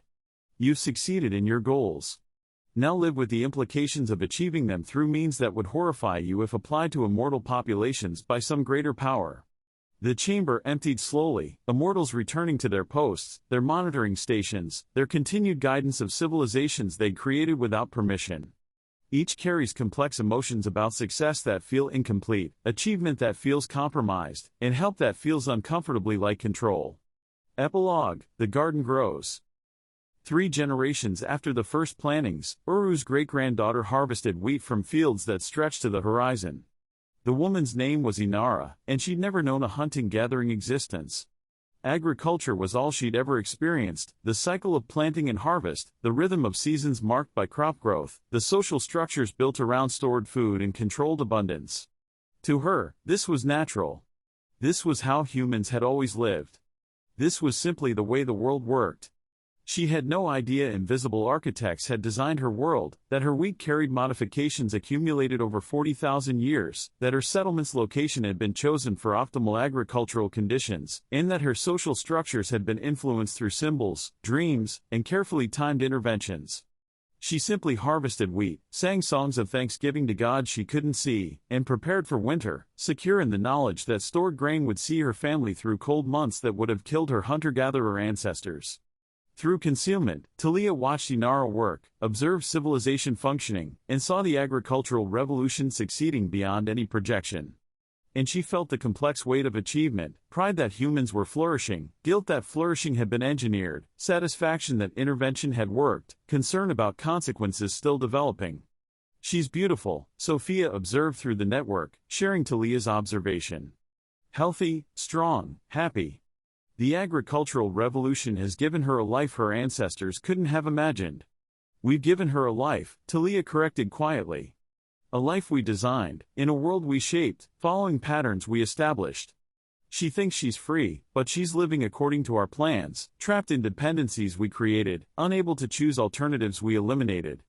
But alive, Sophia pressed. Alive and thriving and building civilizations that will achieve wonders we can barely imagine. Isn't that worth the costs? Isn't flourishing justified by the manipulation that enabled it?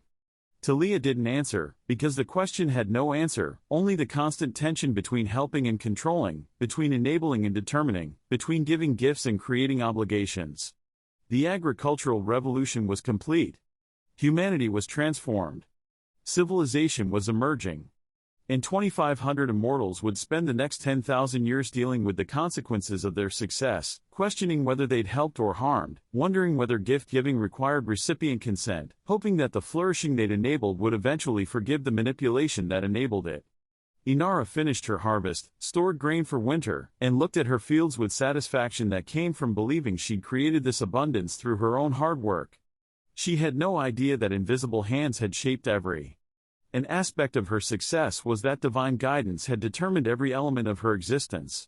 Perhaps that was kindness, letting humans believe they were independent, were self-made, had achieved civilization through their own effort. Or perhaps it was the most bottomless cruelty, denying them knowledge of how completely others had shaped their existence. While humanity discovered agriculture, one human discovered the teachers. Mesopotamian settlement, 5200 BCE. The young man, perhaps 20 years old, enhanced bloodline evident in his sharp eyes and focused attention, approached the temple archive where Nyx maintained observation equipment disguised as astronomical instruments. "You're measuring the sky," he said in the Proto-Sumerian that Nyx's translation matrix decoded effortlessly. "But you're also measuring us." Nyx's immortal form shimmered slightly, a quantum fluctuation that betrayed surprise. Humans didn't usually notice her monitoring equipment, and when they did, they interpreted it through religious frameworks, turning surveillance into divine observation.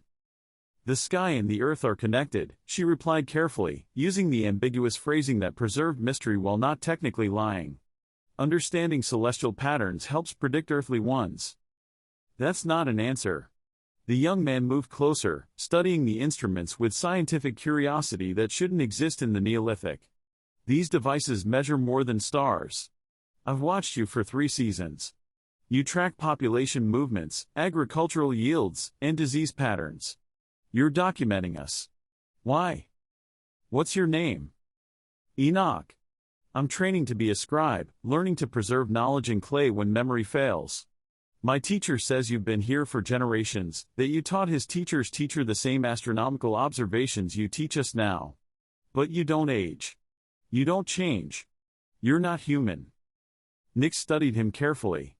Enhanced cognition expressing strong pattern recognition, analytical thinking, and observational precision that exceeded projections for third-generation modifications. This one was remarkable. If I weren't human, she said carefully, what would that make me? I don't know. Something else. Something that watches us, teaches us, and guides us without explaining why. Something that cares enough to help but not enough to be honest about what it is. Enoch met her eyes without fear. Are you a god? No. Gods don't exist. But I'm not human either. Then what? Someone who's been watching longer than your people have words for. Someone who believes your species has potential worth nurturing. Someone who probably interferes too much but can't seem to stop. Enoch absorbed this with the calm acceptance of someone whose worldview had just expanded but not shattered. Will you tell me why? Not now. I understand there's probably doctrine, protocols, reasons you can't explain. But someday? Perhaps. Suppose you keep watching as carefully as you've been watching. If you keep asking questions as precise as the ones you're asking. If you prove you can handle answers without losing yourself to them. I can handle answers. It's mysteries that make me uncomfortable. Nick smiled despite herself. Then we'll get along fine. Come back tomorrow. Bring clay tablets. I'll teach you to document what you observe in ways that will preserve truth across millennia. Enoch returned the next day. And the next. And for the next 180 years, he would be Nyx's student, collaborator, and eventually, her bridge to a humanity that was ready to question the gods who'd shaped them. The documentation project had begun. The agricultural revolution was over. The age of civilization had begun. And in the shadows, the immortals prepared for the consequences of their most incredible gift, and possibly their greatest mistake. Chitalhoyuk thrives. 9,000 humans living in the first true city. Agriculture, sustaining populations, and hunter-gathering never could. Civilization's foundation is being laid. And every system requires immortal oversight. Kronos builds governance structures humans can't maintain. Sophia teaches agricultural techniques requiring knowledge they don't possess.